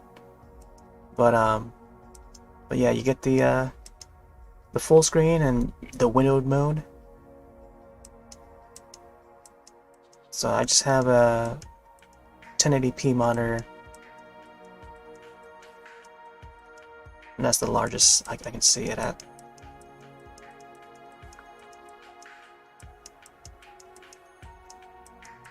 So yeah, this game or this app is pretty limited to what you can do.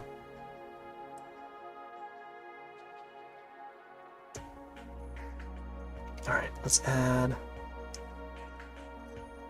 light. Should bring a lighter color.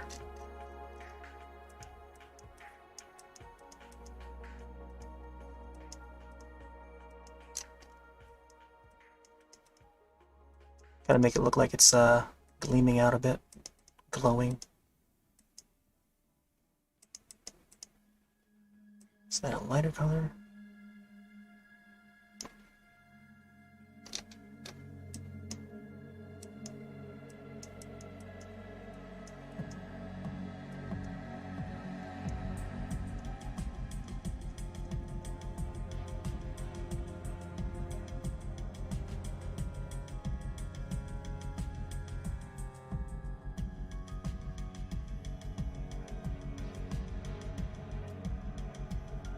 Very glowy.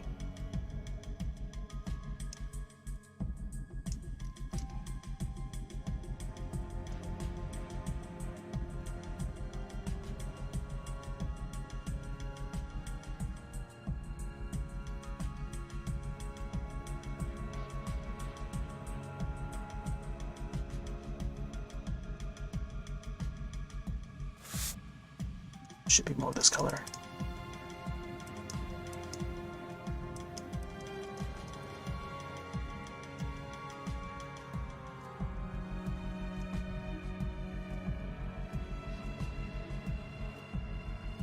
Alright. Not sure if there's any more green to add.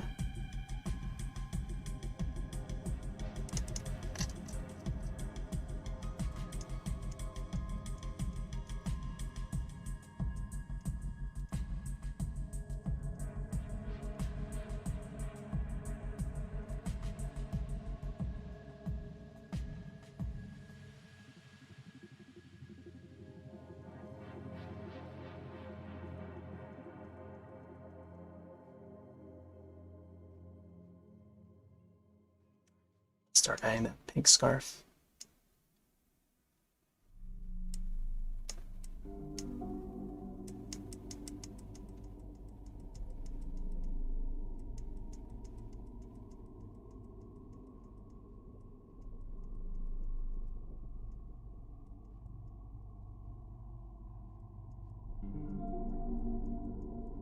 Should be more of a V shape around his neck.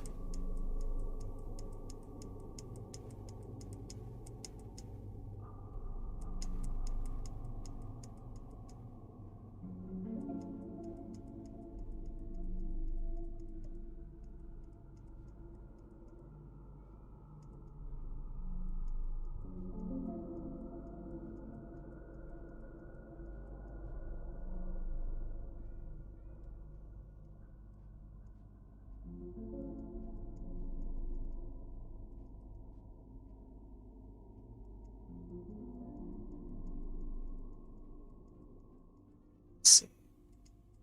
Shadows over here.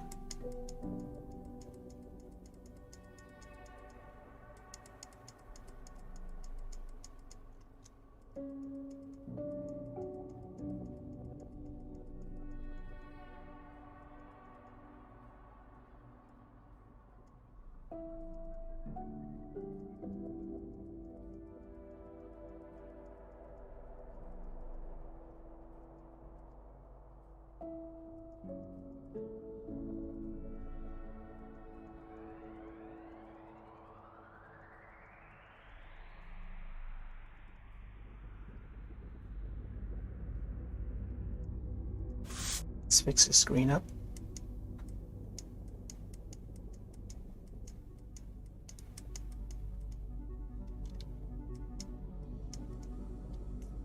Okay. Maybe I could add his mouth. Maybe this color.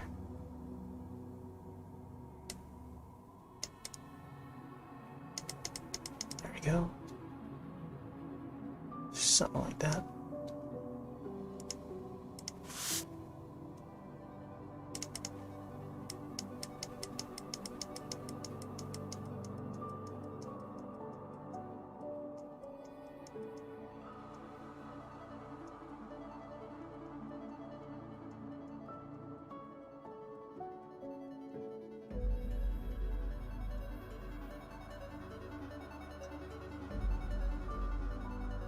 Start adding some shadows to the hair.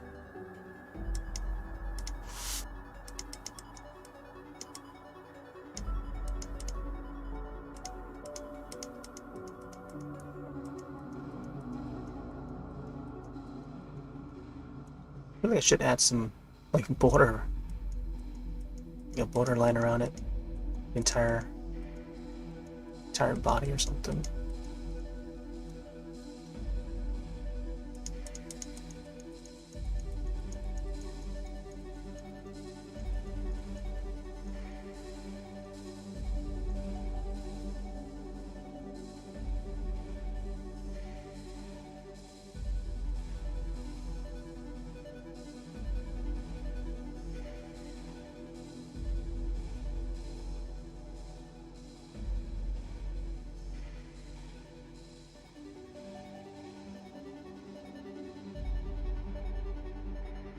One thing about this is that you can just scroll the mouse wheel just to resize the brush.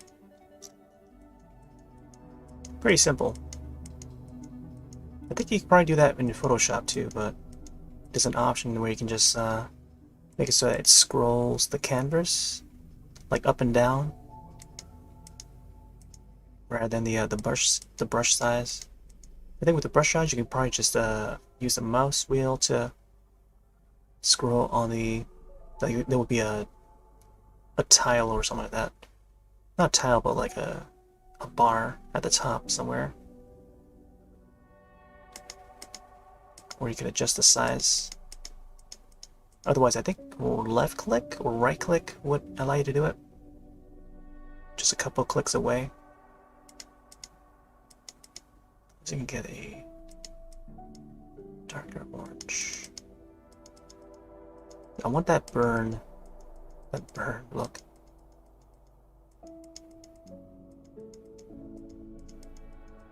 Photoshop would have that burn tool, which is pretty neat. I tend to use that a lot. Smudge and burn.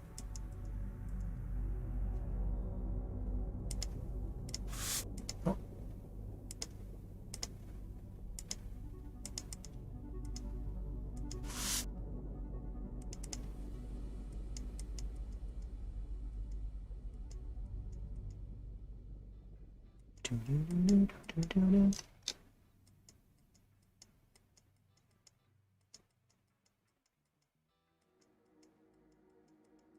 There you go. Coming out nice so far. I feel like I need to add like shadows around here. Especially around the neck too, I think. Let's see if we can add it.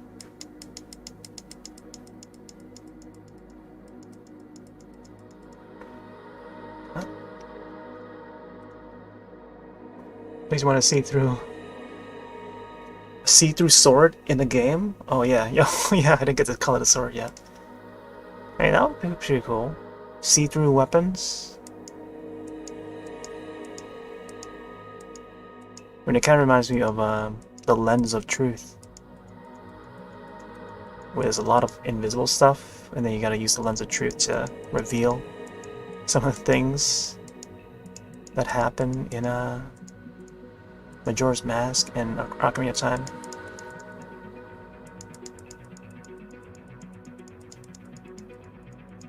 I kinda miss those games. I kinda wanna revisit them someday.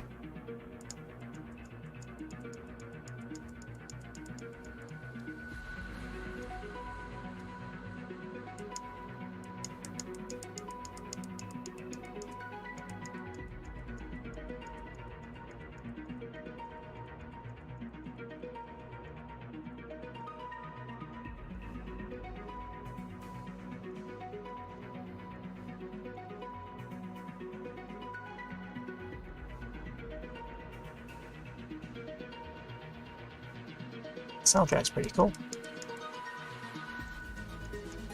It always has this like sort of trancey vibe to him.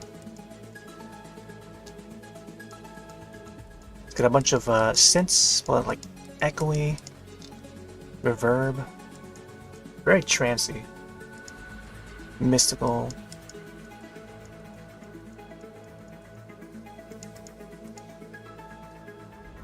There's a lot of trance music that's pretty much like this, especially around the breakdowns. Then you got the 4x4 beats. Especially love the odd chords that come in.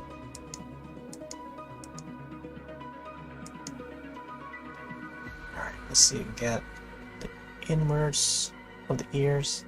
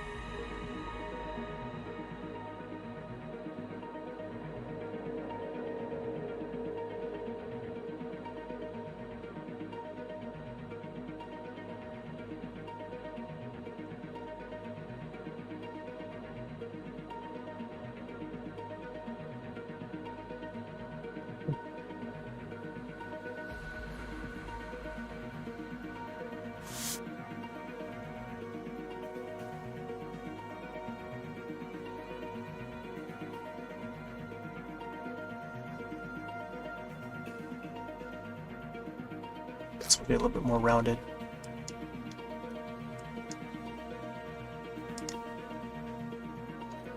There we go. I think that's there now.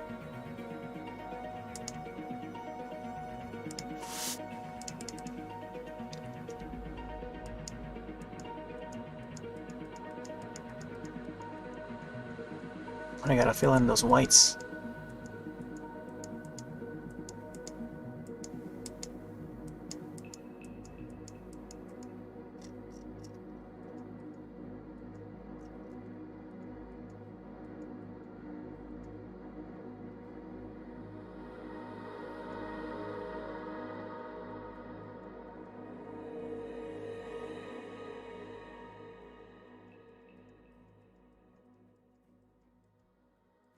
It might actually be finished with this by the time the soundtrack ends. That'll be perfect though.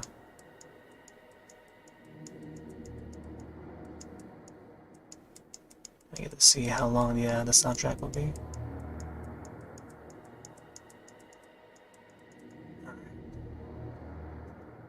So you can get the liberative body.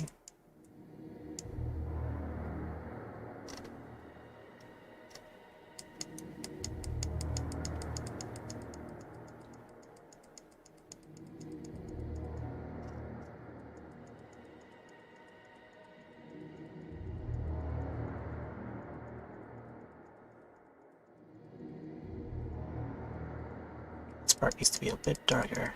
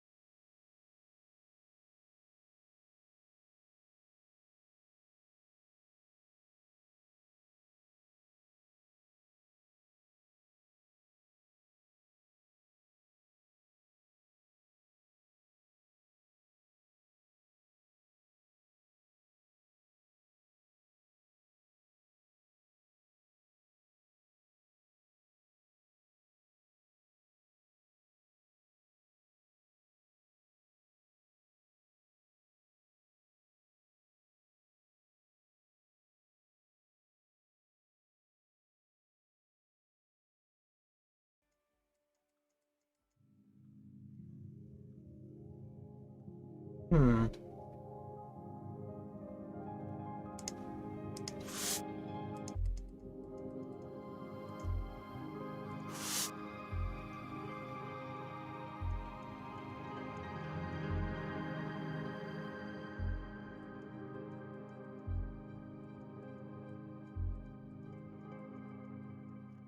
I feel like I could do one of those things where I could have like some of the outline highlighted a bit. Like just highlights in general. I could put that like around the edge of the characters. So it gives it like a nicer look to them.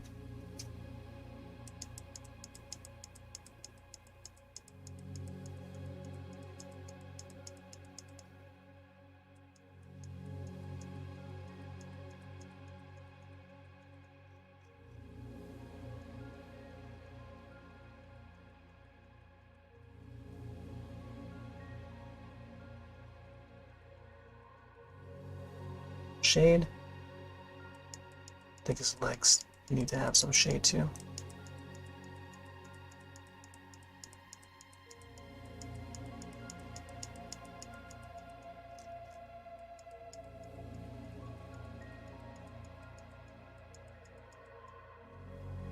Okay. I think his sword would be next. I think after I finish the shield here.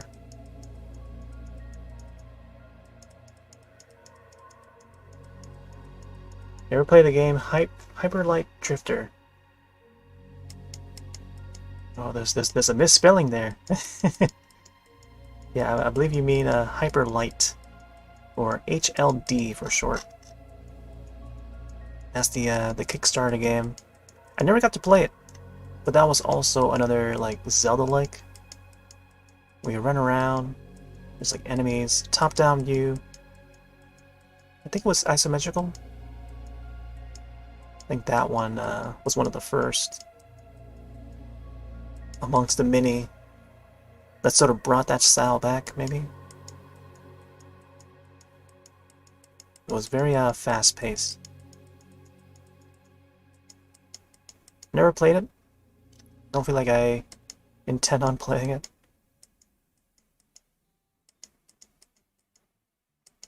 I feel like Dan is a fan of that game. I think I must have seen his play hours on that when I checked the Steam page for that many years ago.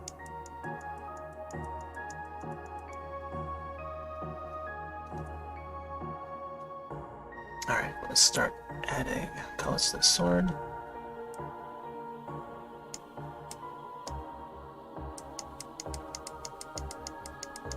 Yeah, that was one of the games that were successfully funded like right away, because a lot of media sites just covered it.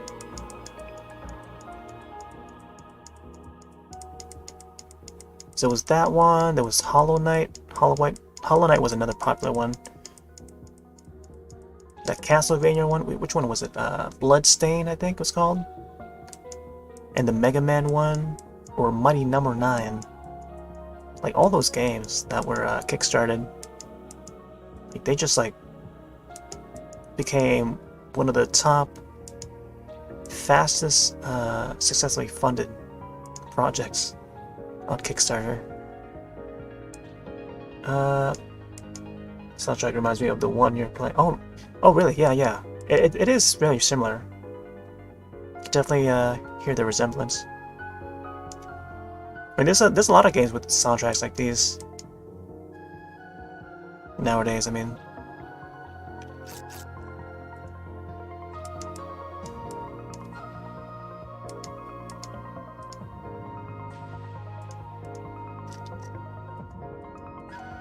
this one sounds pretty good.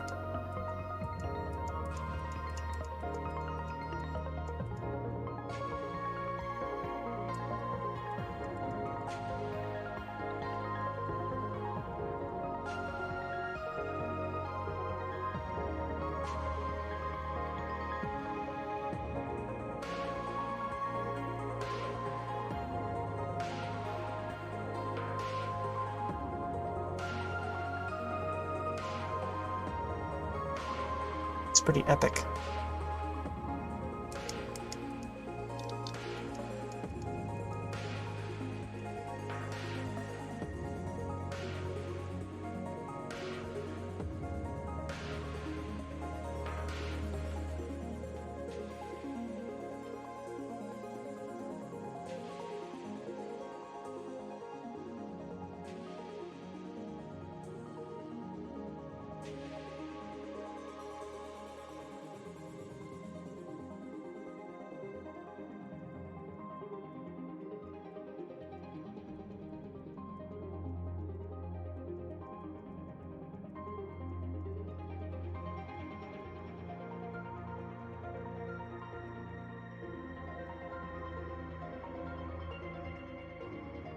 Ooh, I love those chord progressions.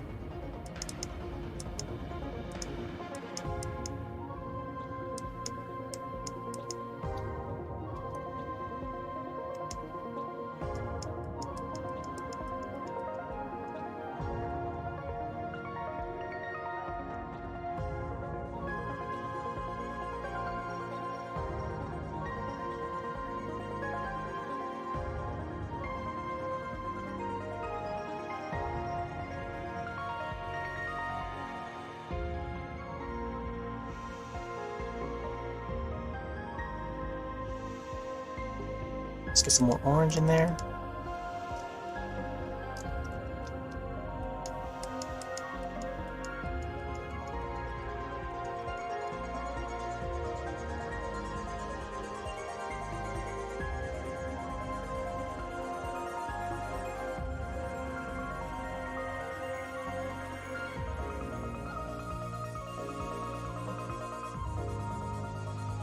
I'm liking those flutes.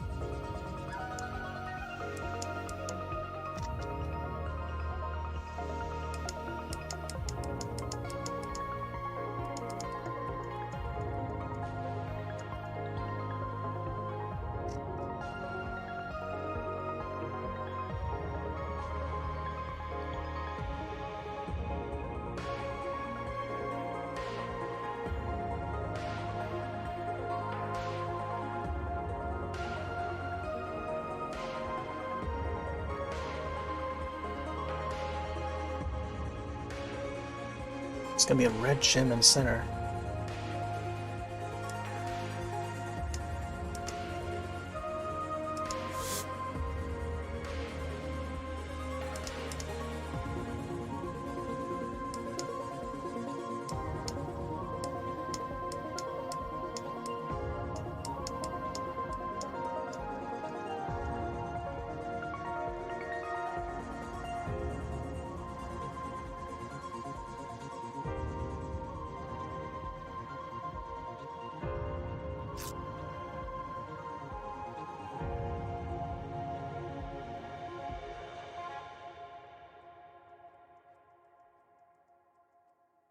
That's pretty epic. Now, when I do get to play the game, I'm gonna wonder, man, where was that one epic soundtrack or epic theme that I heard in the soundtrack? When is that gonna show up in the game? That's the neat thing about like listening to like game soundtracks. Like you just like when you start off, just listen to the soundtrack first, and then you kind of wonder as you're playing the game, oh man, where's that one track that I always listen into?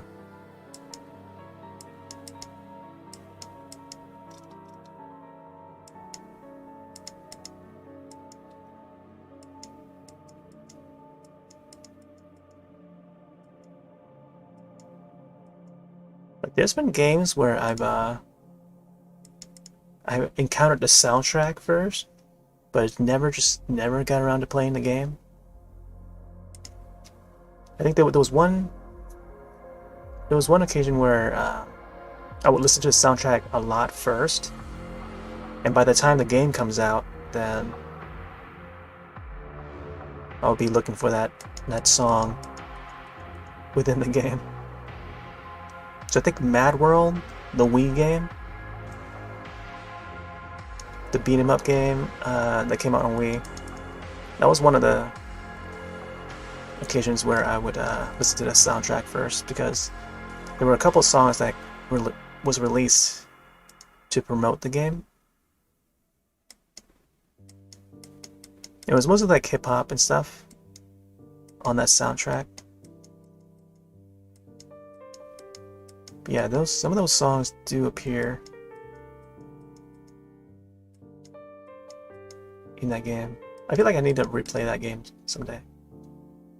Like all the Wii games. Alright, let's get this gem to sparkle.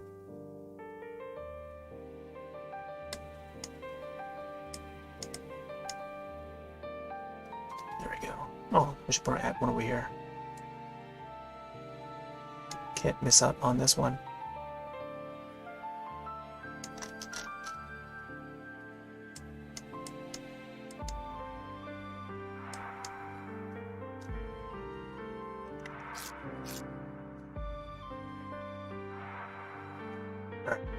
Let's get the sword. I think it's just one straight line down. I could just use this thing, the line tool. There we go.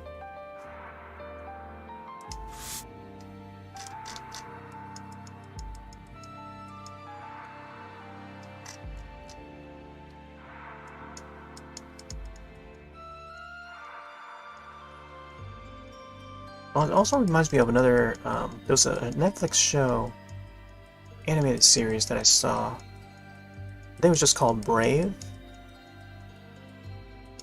Yeah, I think it was just called Brave. Or Brave the series or something like that. I think it was based on a comic series.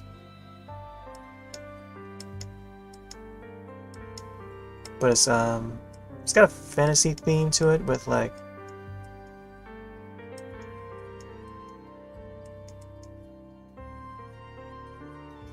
a, you know, a hero that has a sword and he goes to fight you know, bosses or bad guys to save like the princess or whatever. It was very Dragon Quest inspired, I feel. Like RPG Dragon Quest.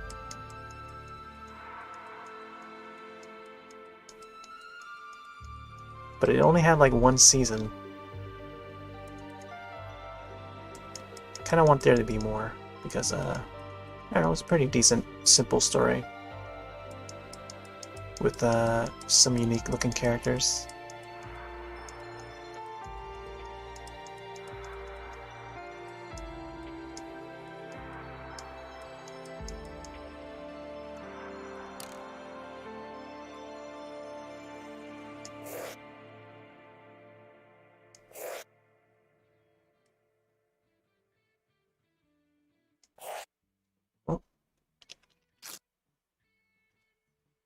I think this side needs to be blue. Let's give it like a turquoise blue.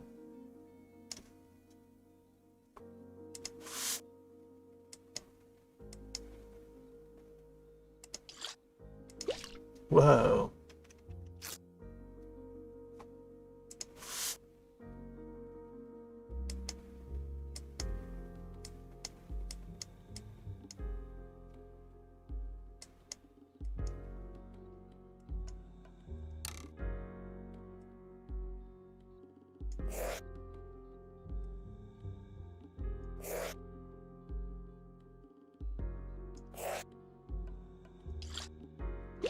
Huh. I think there's something down here.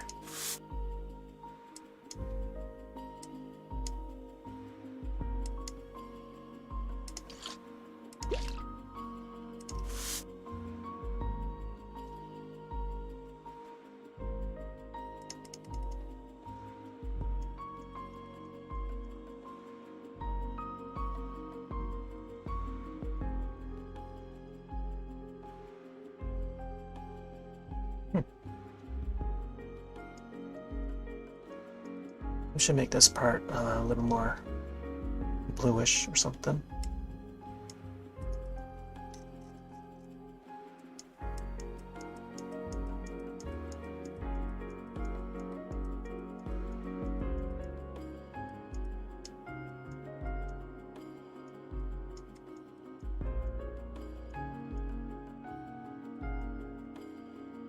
Oh snap.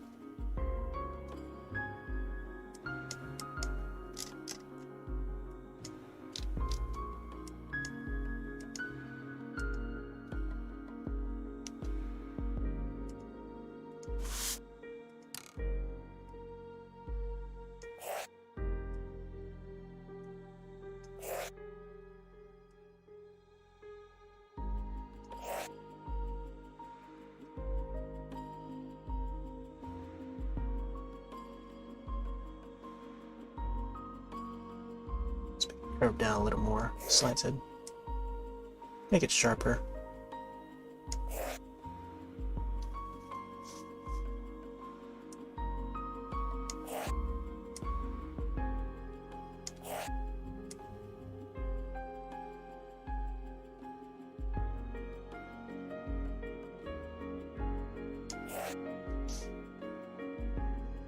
Oh boy.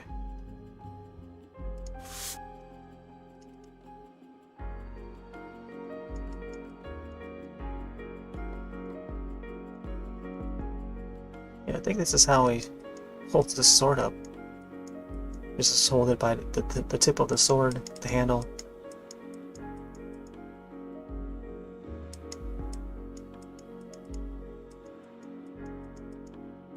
It's very what's that? The Street Pass Me on the 3DS, like that little RPG game. I forgot what it's even called now, but it kind of reminds me of that, like how the Miis would hold their weapons and swords and shields. Like the Miis have no fingers; they're just like a ball on their hands. Their hands are basically a ball, and they have no legs. So it's just their torso and the ball arms or hands.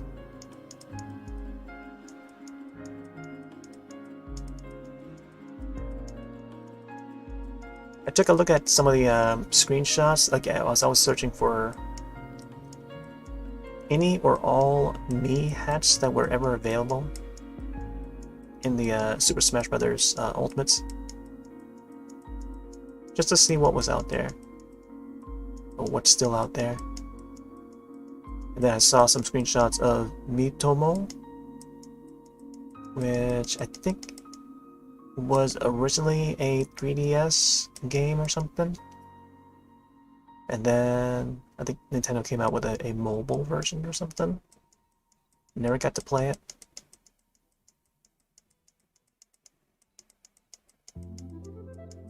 But seeing some of the outfits, some of the clothing, accessories that were released, got me wanting to play it or something.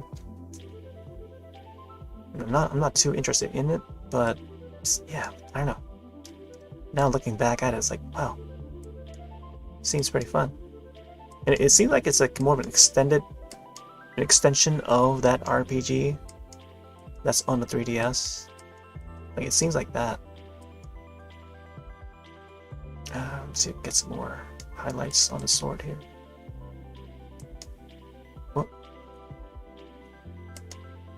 And this tune here sounds a lot like the Great Fairy or something, just without the like the chords definitely sound like it.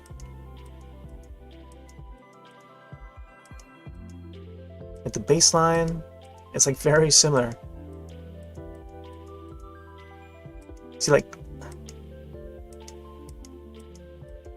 that the Great Fairy Fountain sounds pretty much like this.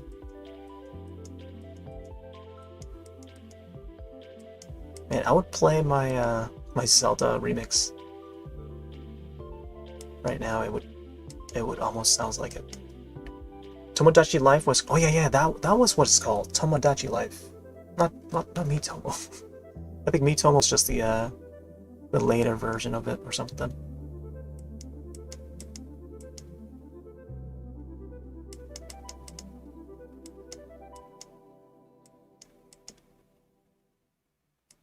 Yeah, I remember when that was like first revealed and stuff, and seeing that Virtual Boy make an appearance in that game, like everyone was just like surprised by it. seeing Reggie and stuff dance around it. Now it's become like this meme GIF, animated GIF meme.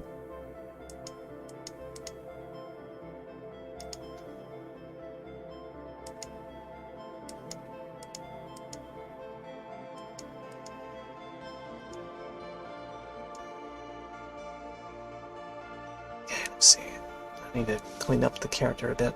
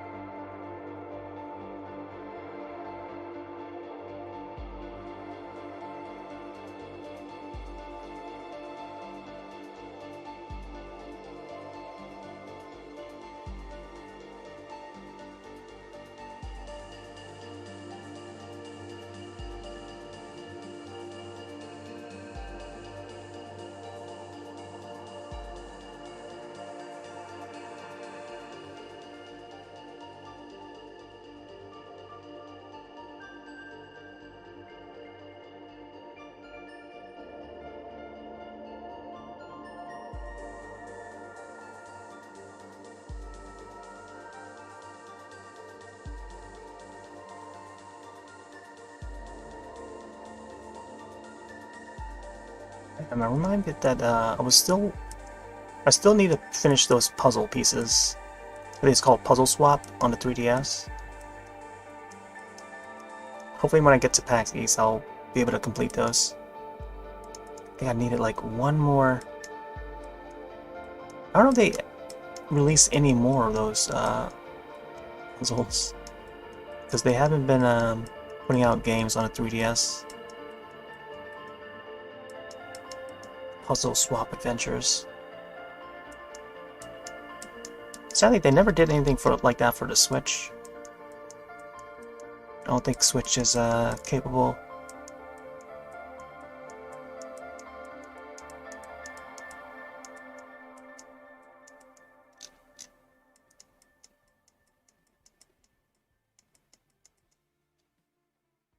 Yeah, the Street Pass stuff, that was like pretty fun. Just to be on the go and just do random stuff. Get all this bits of content downloaded to the 3DS.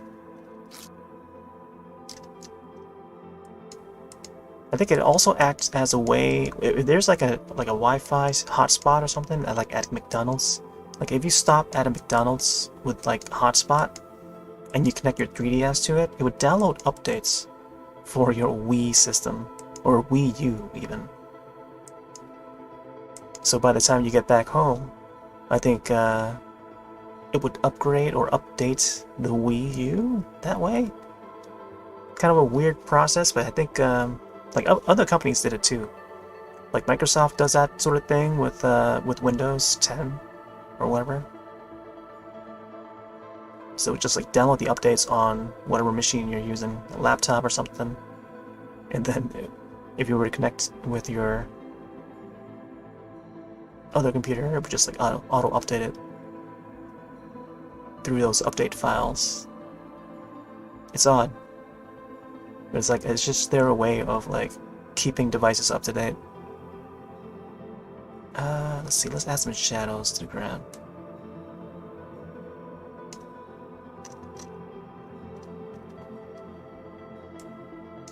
Let's go for a more purpley color.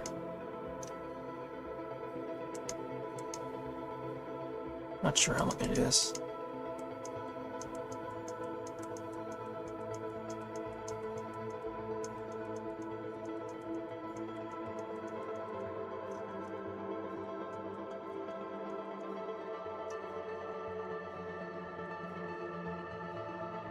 Yeah, imagine how that would change things for the Switch.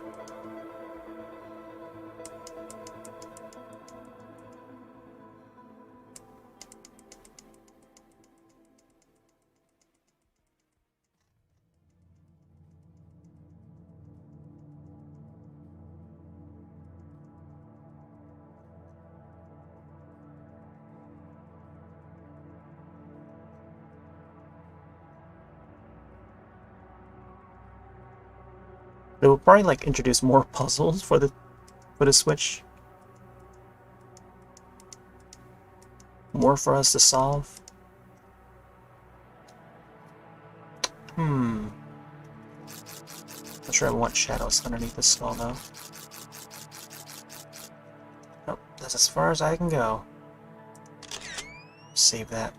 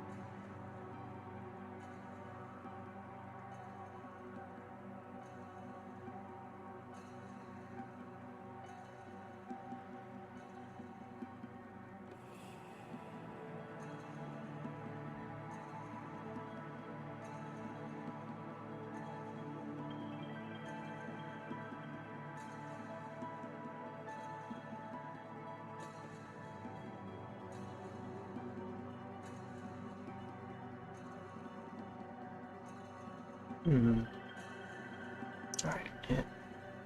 Fix that background a bit.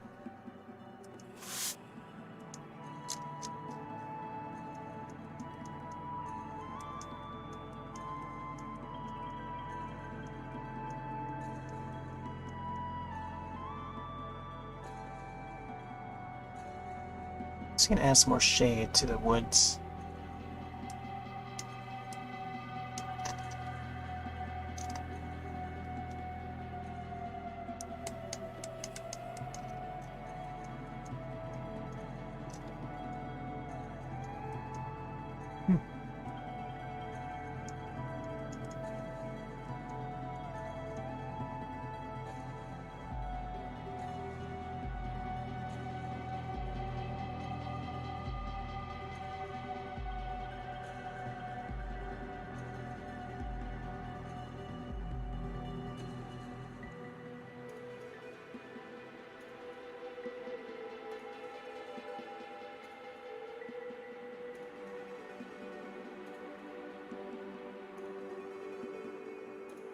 Let's add some shade to the ropes.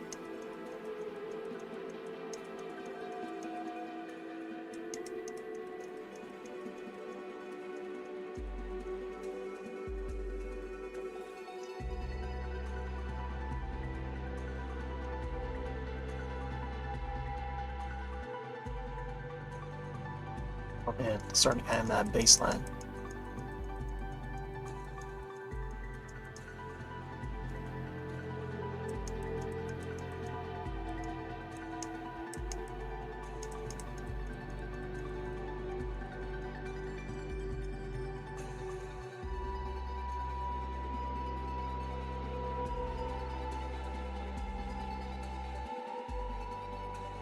Needs me some shadows down here too.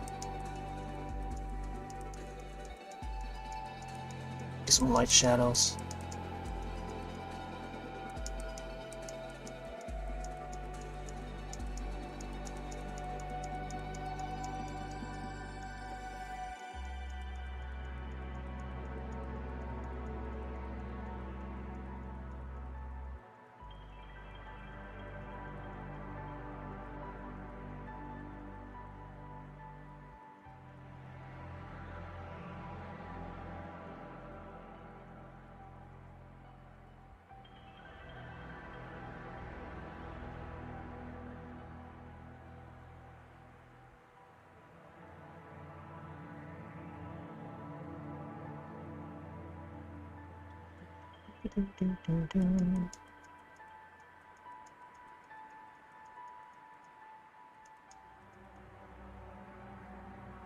Alright, let's get some shadows here.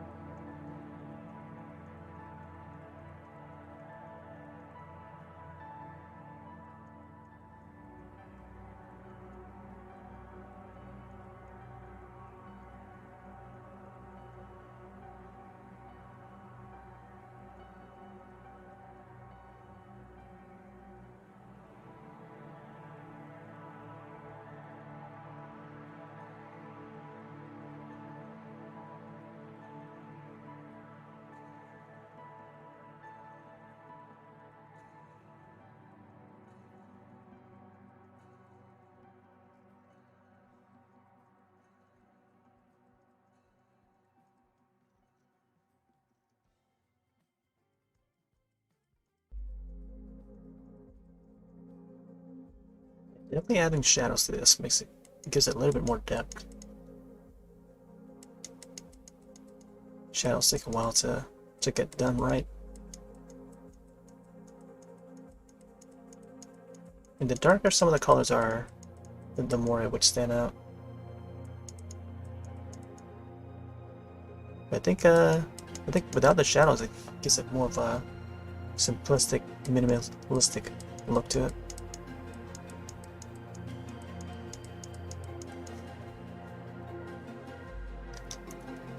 All right, let's get.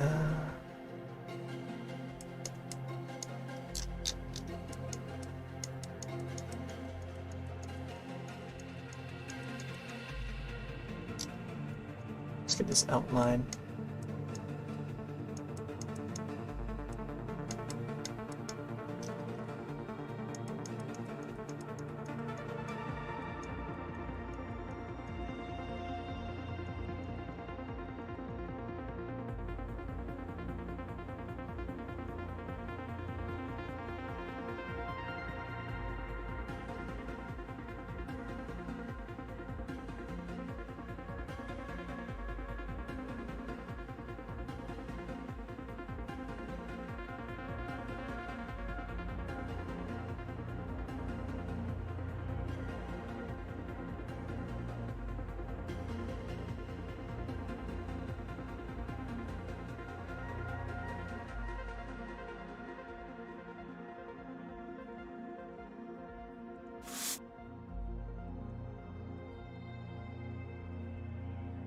Should have the side of the logs.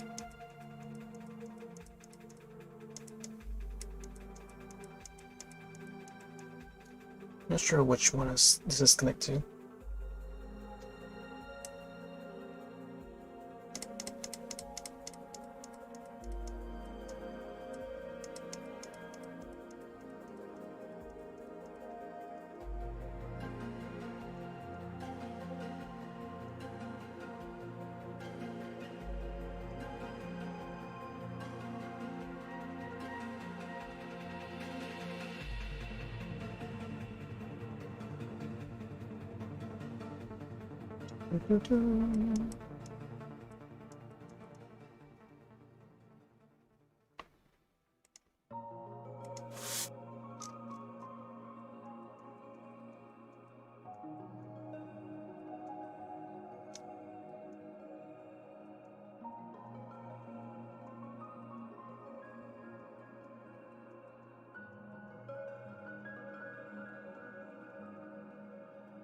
Oh boy.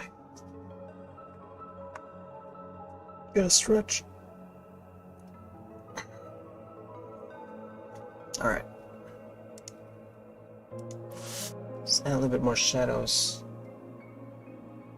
on the body.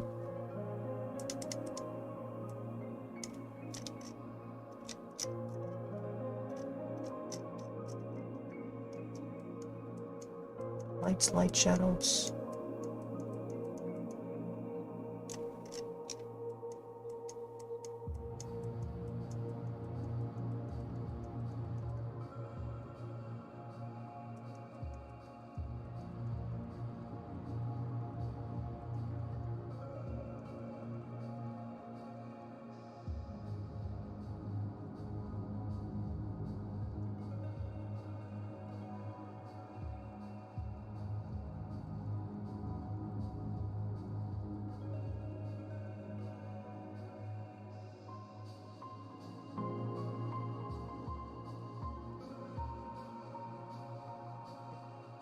Should fix the eye a bit.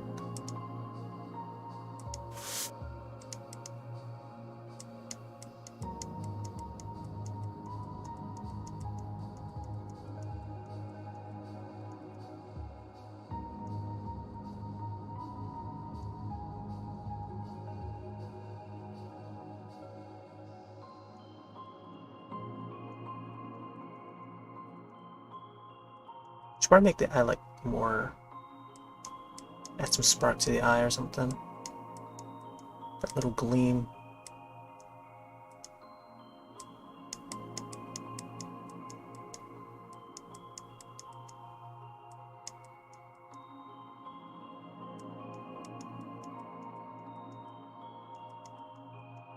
This side needs to be a bit bigger. There we go. Rounder.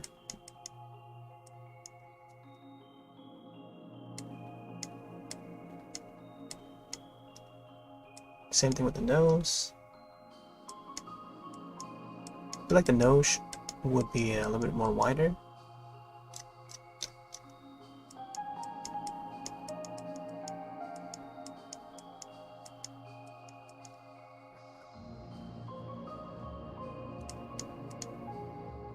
Let's add a shine.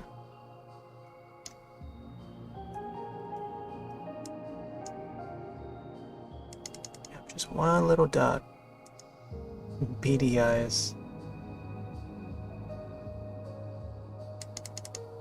There we go. Man. Makes it come alive. Let's add a lighter spot on the nose.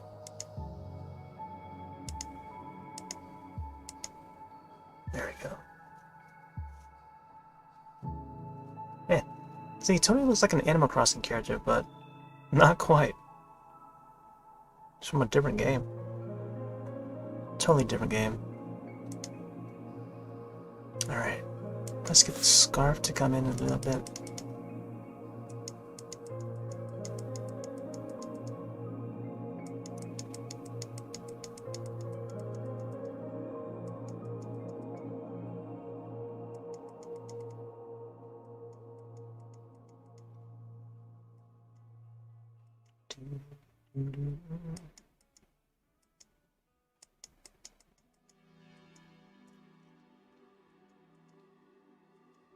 Oh man.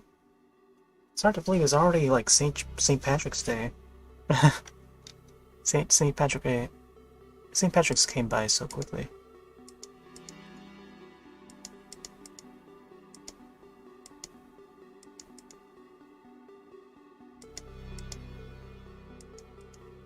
Yeah, this tune sounds like Donkey Kong or something. Donkey Kong Country.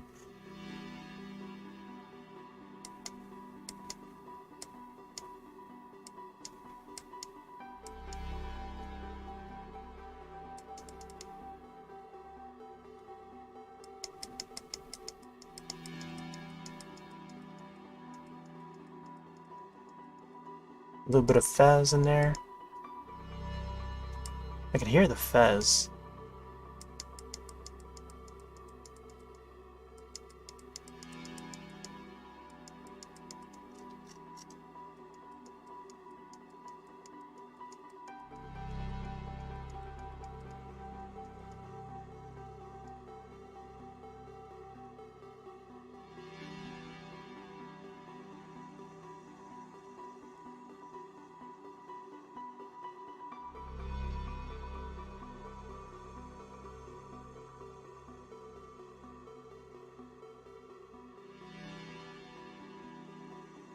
Sure what's going on with this scarf, but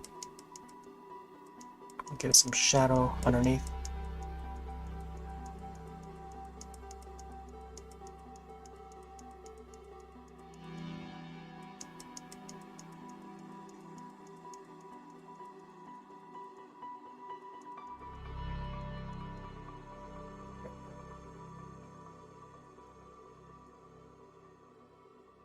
Alright, let's see.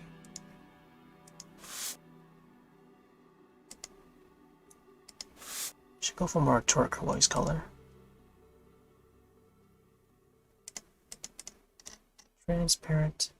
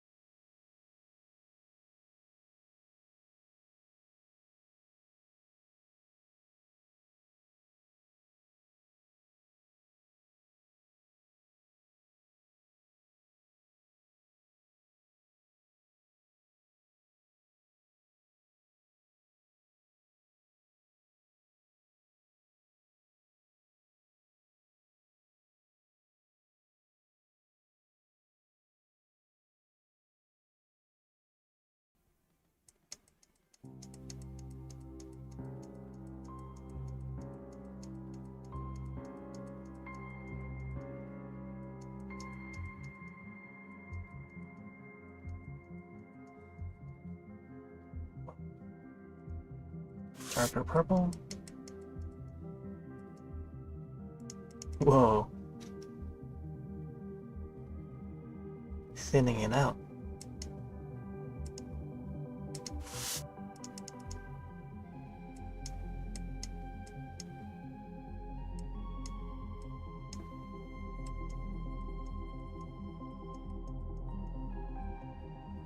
Just like that.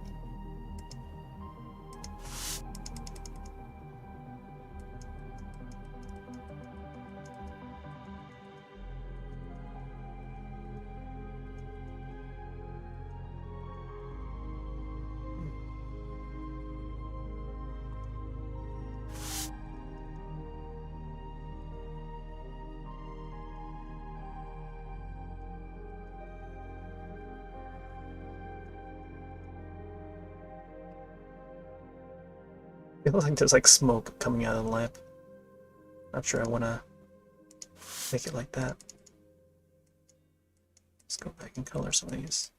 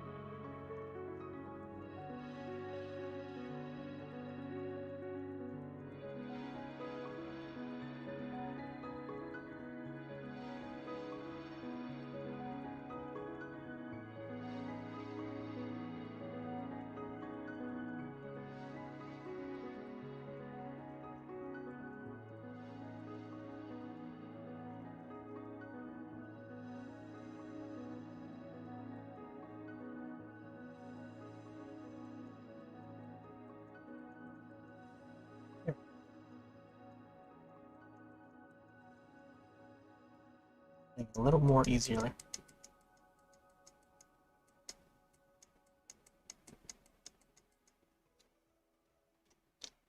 That's definitely a darker green.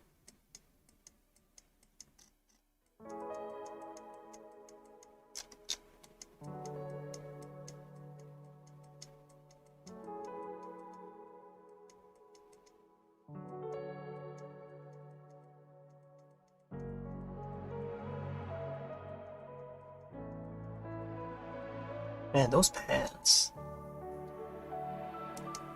Pads sound so nice.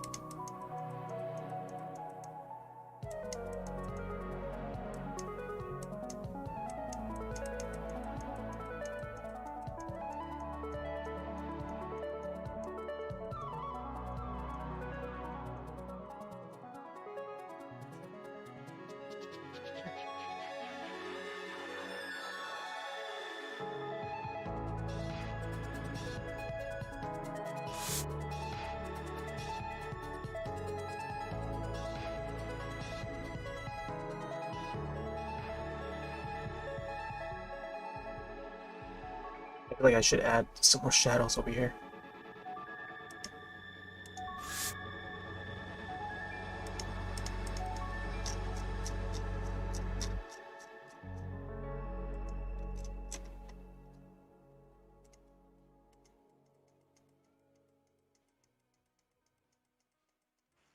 It's like a lighter color. Oh, I think it just swapped over to the Chill Tendo's compilation. Yeah, I think that was the end of the soundtrack. Alright, let's see if we can get some lines in here.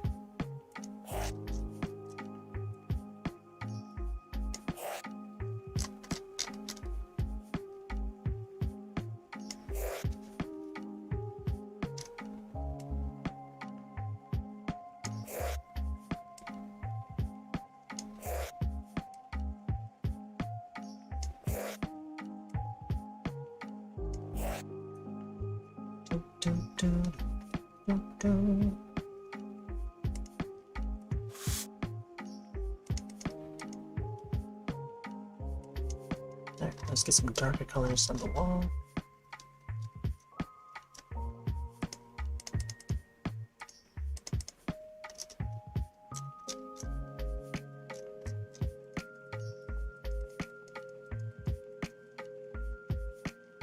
Maybe some cracks in there or something.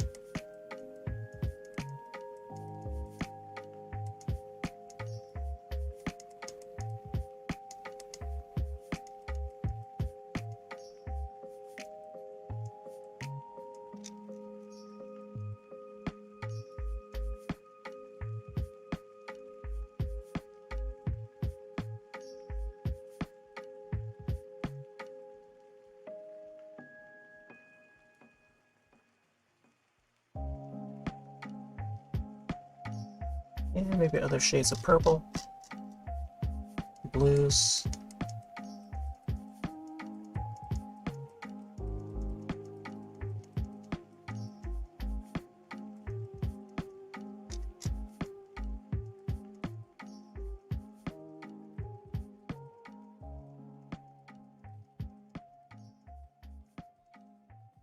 And this wall is like a mix of colors.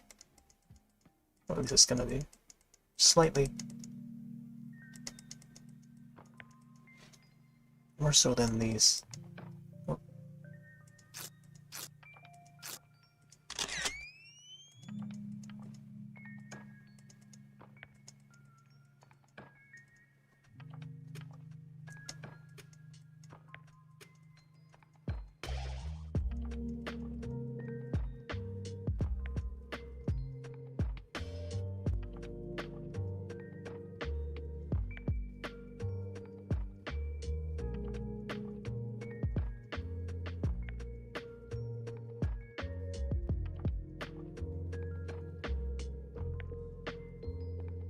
It's a pretty dark purple. I feel like I might just pour the paint onto this side here. Maybe some on this side, I don't know. I feel like I should have done it sooner. Maybe I'll just add some light shadows here.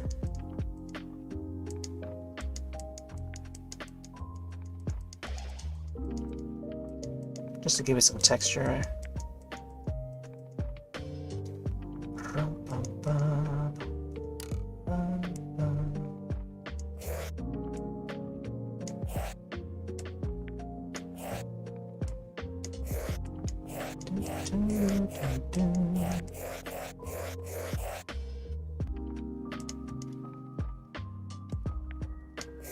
Oh, that's a little too dark.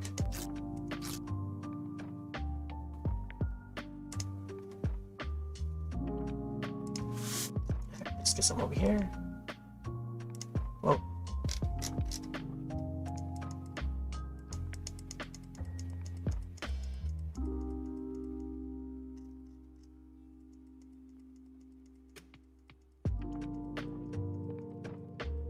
This would be the pit where you fall down to if you don't cross the bridge correctly.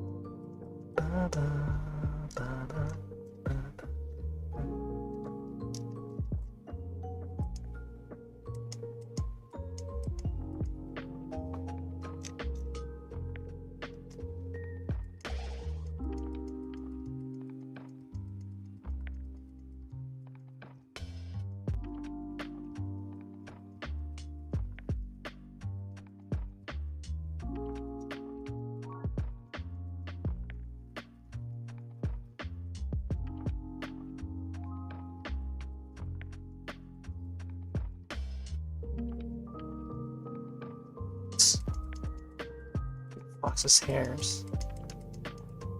This will make him like stand out a little more though. Darker background. Secondary colors. Green, orange, purples. There's gonna be a lot of that.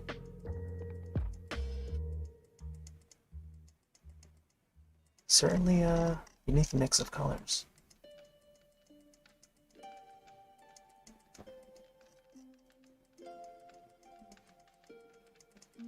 Oh, we got a Zelda tune.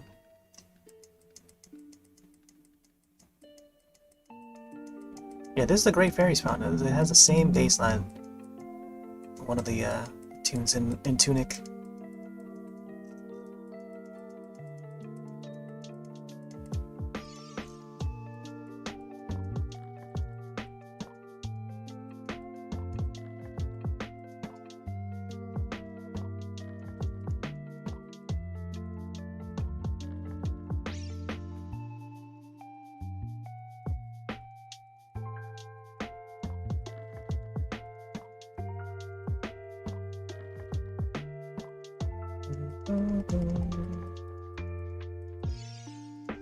Oh yeah, I gotta add some shadows to the rope here.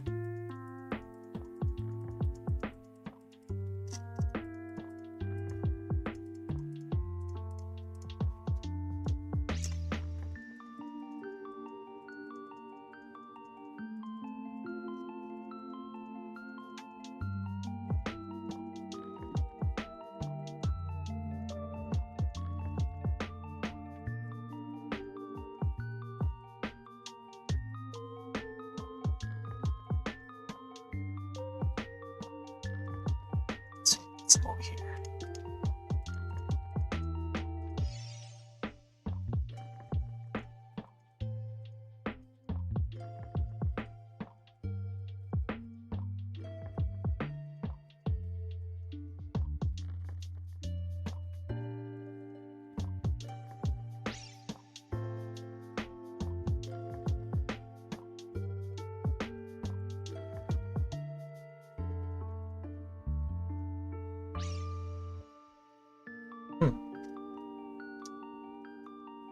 And some more shadows.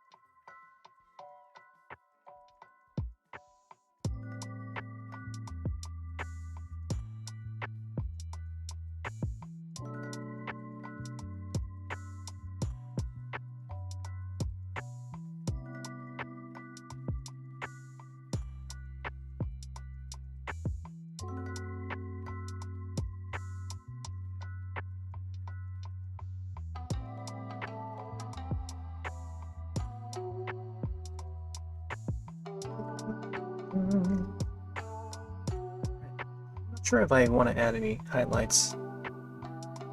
Let's see.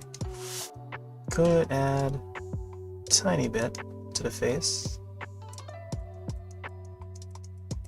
Not too much though.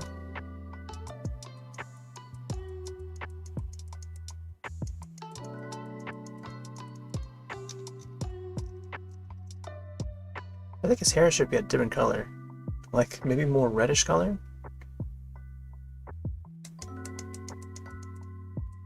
Let's get a little bit of his ears.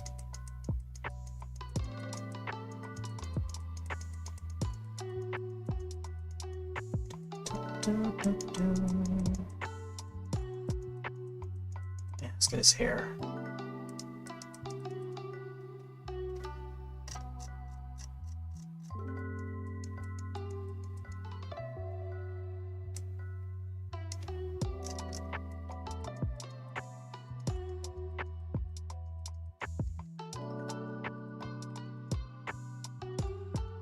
Oh, speaking of that, pretty curious. And I've been hearing a lot of good about Turning Red, which is the new Pixar film.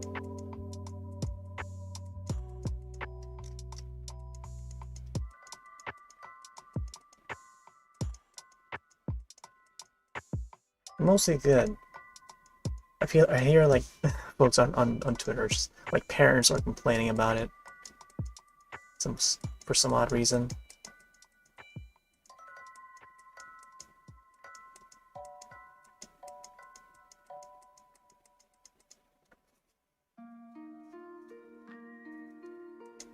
I should probably make this a little bit darker, huh?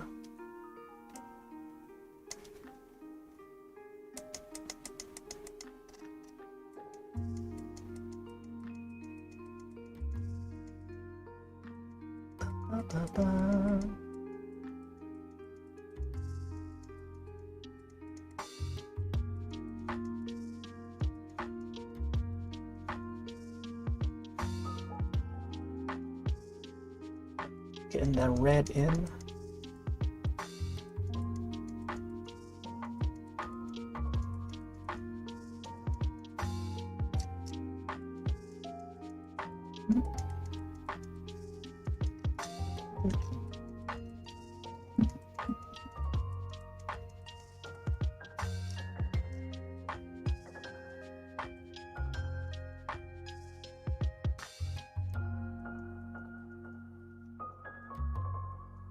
It's like almost the same color as the shield here, the red on the shield.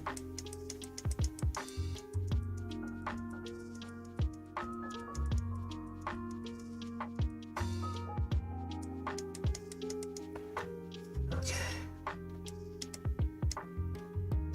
Let's get some more shade.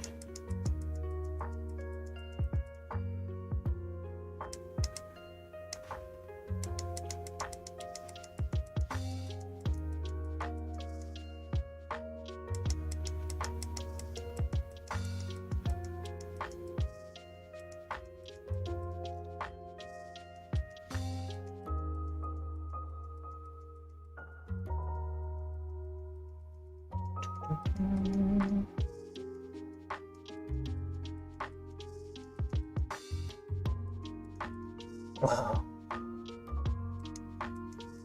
You can almost tell like this fox character is almost like an Irish an Irish fox.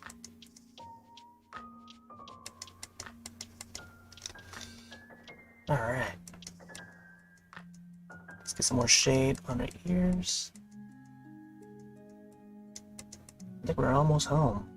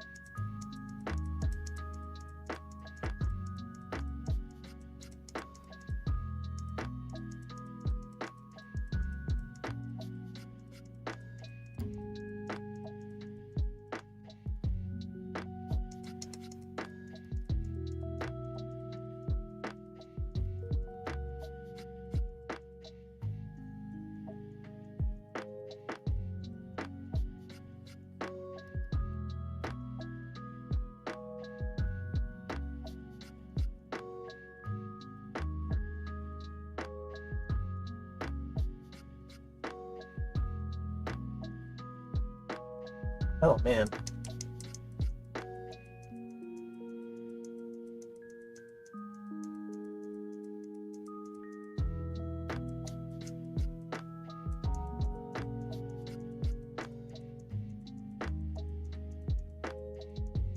Some more shade on the arms and legs.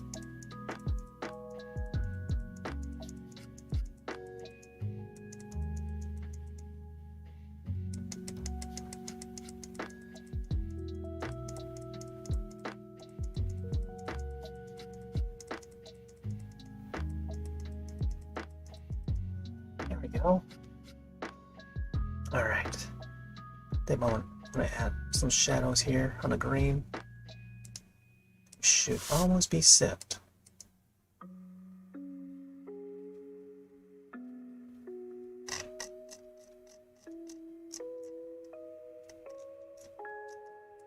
Oh.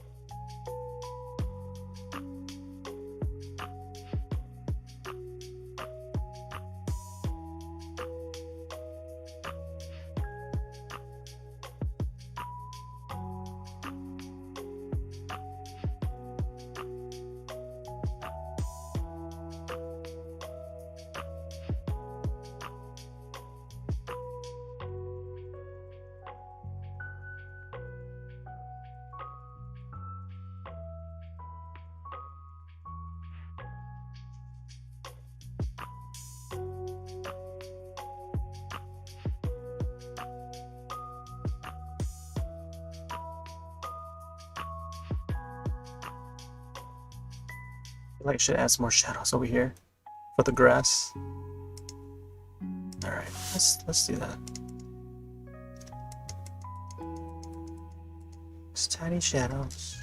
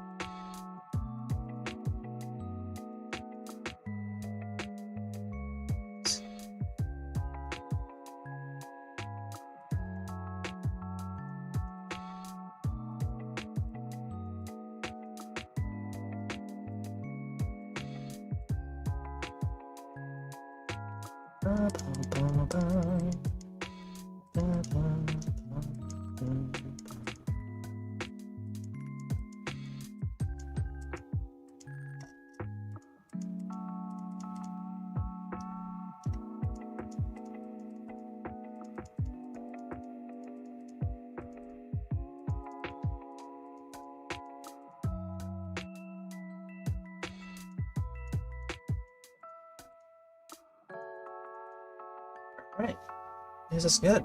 I think I might just add my signature and I think should start wrapping it up. Alright, let's put it right over here. I don't know if this is a good place for it. Maybe by the skulls or something?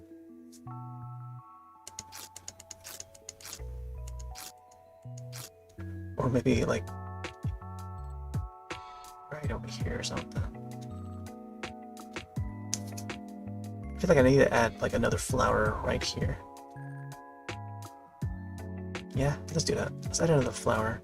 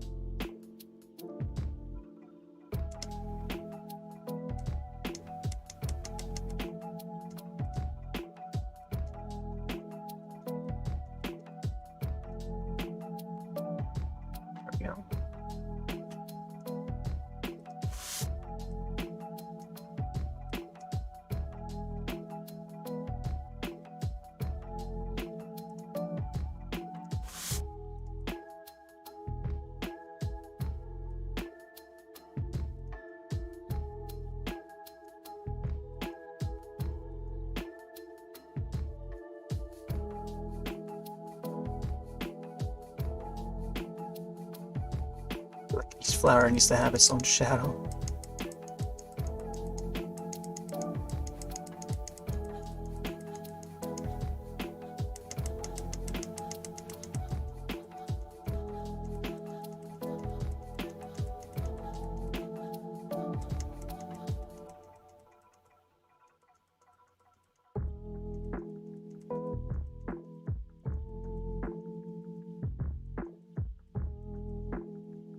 Hey, let's get my name in there.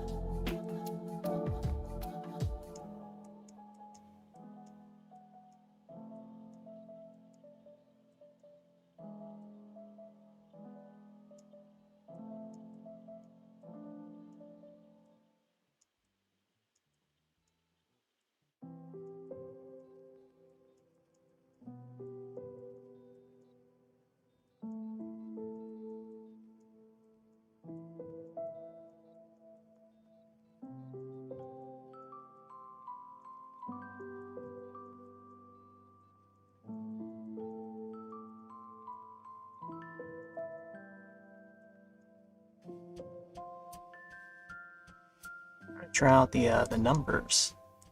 It's pretty difficult. Try to keep them like a really small size.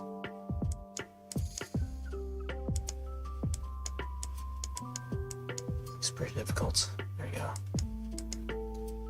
Here we have it. Tunic. I'm gonna have to create this and turn it into a time-lapse video or something. We'll see. That is if I can get it all downloaded. Add some more shade to the mouth a bit.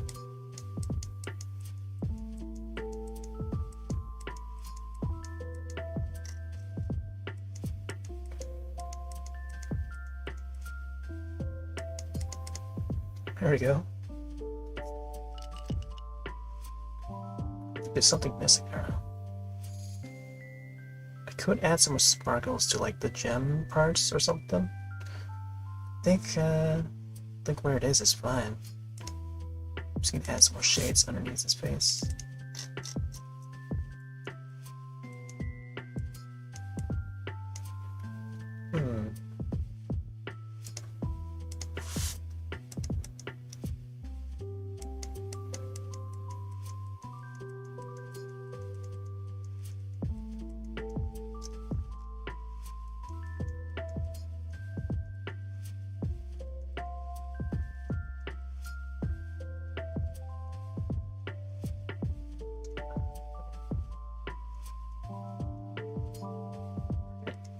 I think this is good. Let's save this, upload to Steam. Tunic. Here we go.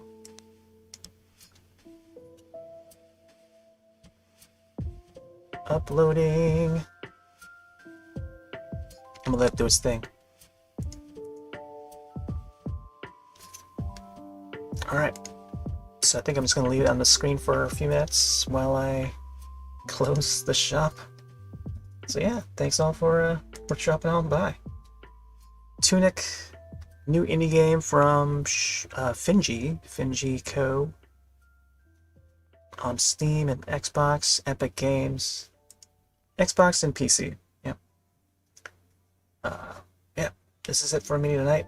I'm gonna have to take off tomorrow. I'm gonna be back on Monster Hunter 3 Ultimate, hunting some green variants because St. Patrick's Day. Alright, checking out for now. Have yourselves a wonderful night, and I shall see you in the next one. Later.